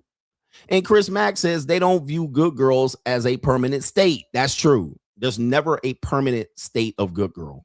So shout out to the good girls that'll be like, I'm a good girl. Well, she turned into a good girl. She's in her good girl era. She can go back to not being a good girl at any point. So it's not a permanent state. There's no permanent natural state of a woman. Even biologically, this is not to talk down about women. It's to understand them. Throughout a day, they go through a metamorphosis of 8 to 15 characters per day. Okay. Emotionally, physically, and biologically in one day. Now take that over 30 days. Over 30 days. Now take that over a calendar year. A season. A season. Let's take the spring, the summer, the fall. Okay. So I understand that. So in a calendar day, a woman can be happy at noon and be pissed the fuck off by 3 p.m. Horny at 7 p.m. and shutting you off from sex. But now when 3 a.m. comes, she want to fuck. Like, you know what I mean? Like, that's what you deal with. She cuddling with you at 3 a.m. At 9 a.m., she's sneaking out the fucking door and crying. Okay. Like, what happened? That's in one day. That's in 24 hours. So then you imagine I'm a good girl. When? What day of the week? What day? What time of the day? What month of the year? What year? The year of the dragon? The year of the mouse? The rabbit? What year are we talking about? I'm a good girl. They're never going to be just one state. They're going to be in an era for this, an era for that, an era for this, a time for that. Nigga, never believe that whatever you met her as, you just met her on that spectrum. And that is the best information and life advice of surviving relationships and women, I can tell you. And then you also have her cycle, her luteal phase, her ovulation phase, her phase where she bleeding like a stuffed pig, her phase post coming off. All right. Coming off the bleeding. These are all different women. Same woman, same punani, different woman you're getting. Then don't let her want to dye her hair, put a piercing in, put a tattoo on her back, get a BBL, put a wig on, cut her hair, grow her hair. These are all different women. It's not the same woman. Been around the world, and I says, at this point in time, in this era, reward for so-called good girls is truly a mystery. Free agent lifestyle for life. Shout out to you right there. And I got to literally get up out of here. So we got everybody. I got to get out of here and head out of town. I got to get out of Dodge real quick, but I'll be back in here tomorrow. Thank you for the support throughout the streams. Hope you enjoyed the show. Hit the like button on the way out and watch the replays. Join me over on patreon.com/Coach Greg Adams or locals, Coach Greg Adams.locals.com. Shout out to the Coach Gang. We love you. Shout out to the ladies. Meow. We out of here. Peace.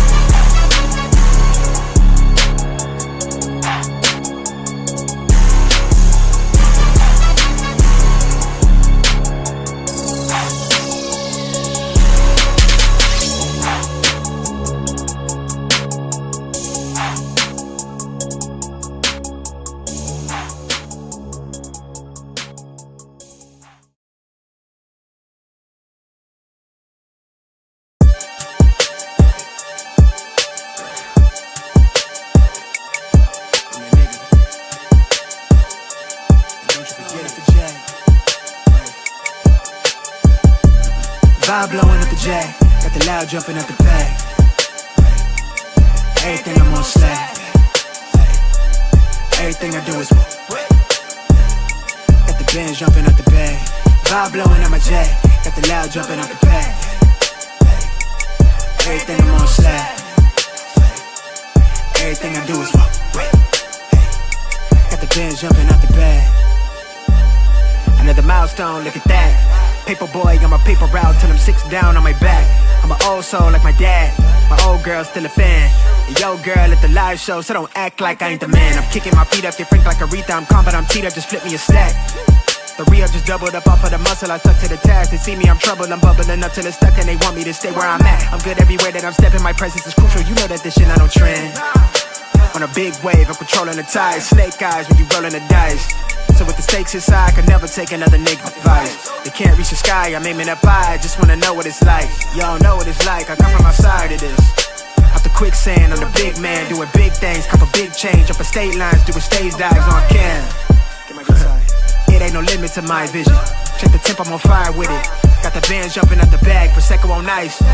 I'm nobody nice, I'll run up a check. Demand my respect, I'm doing the most. I never quit, they want me to quit. I'm good as it come, I'm good as it gets. Vibe blowing at the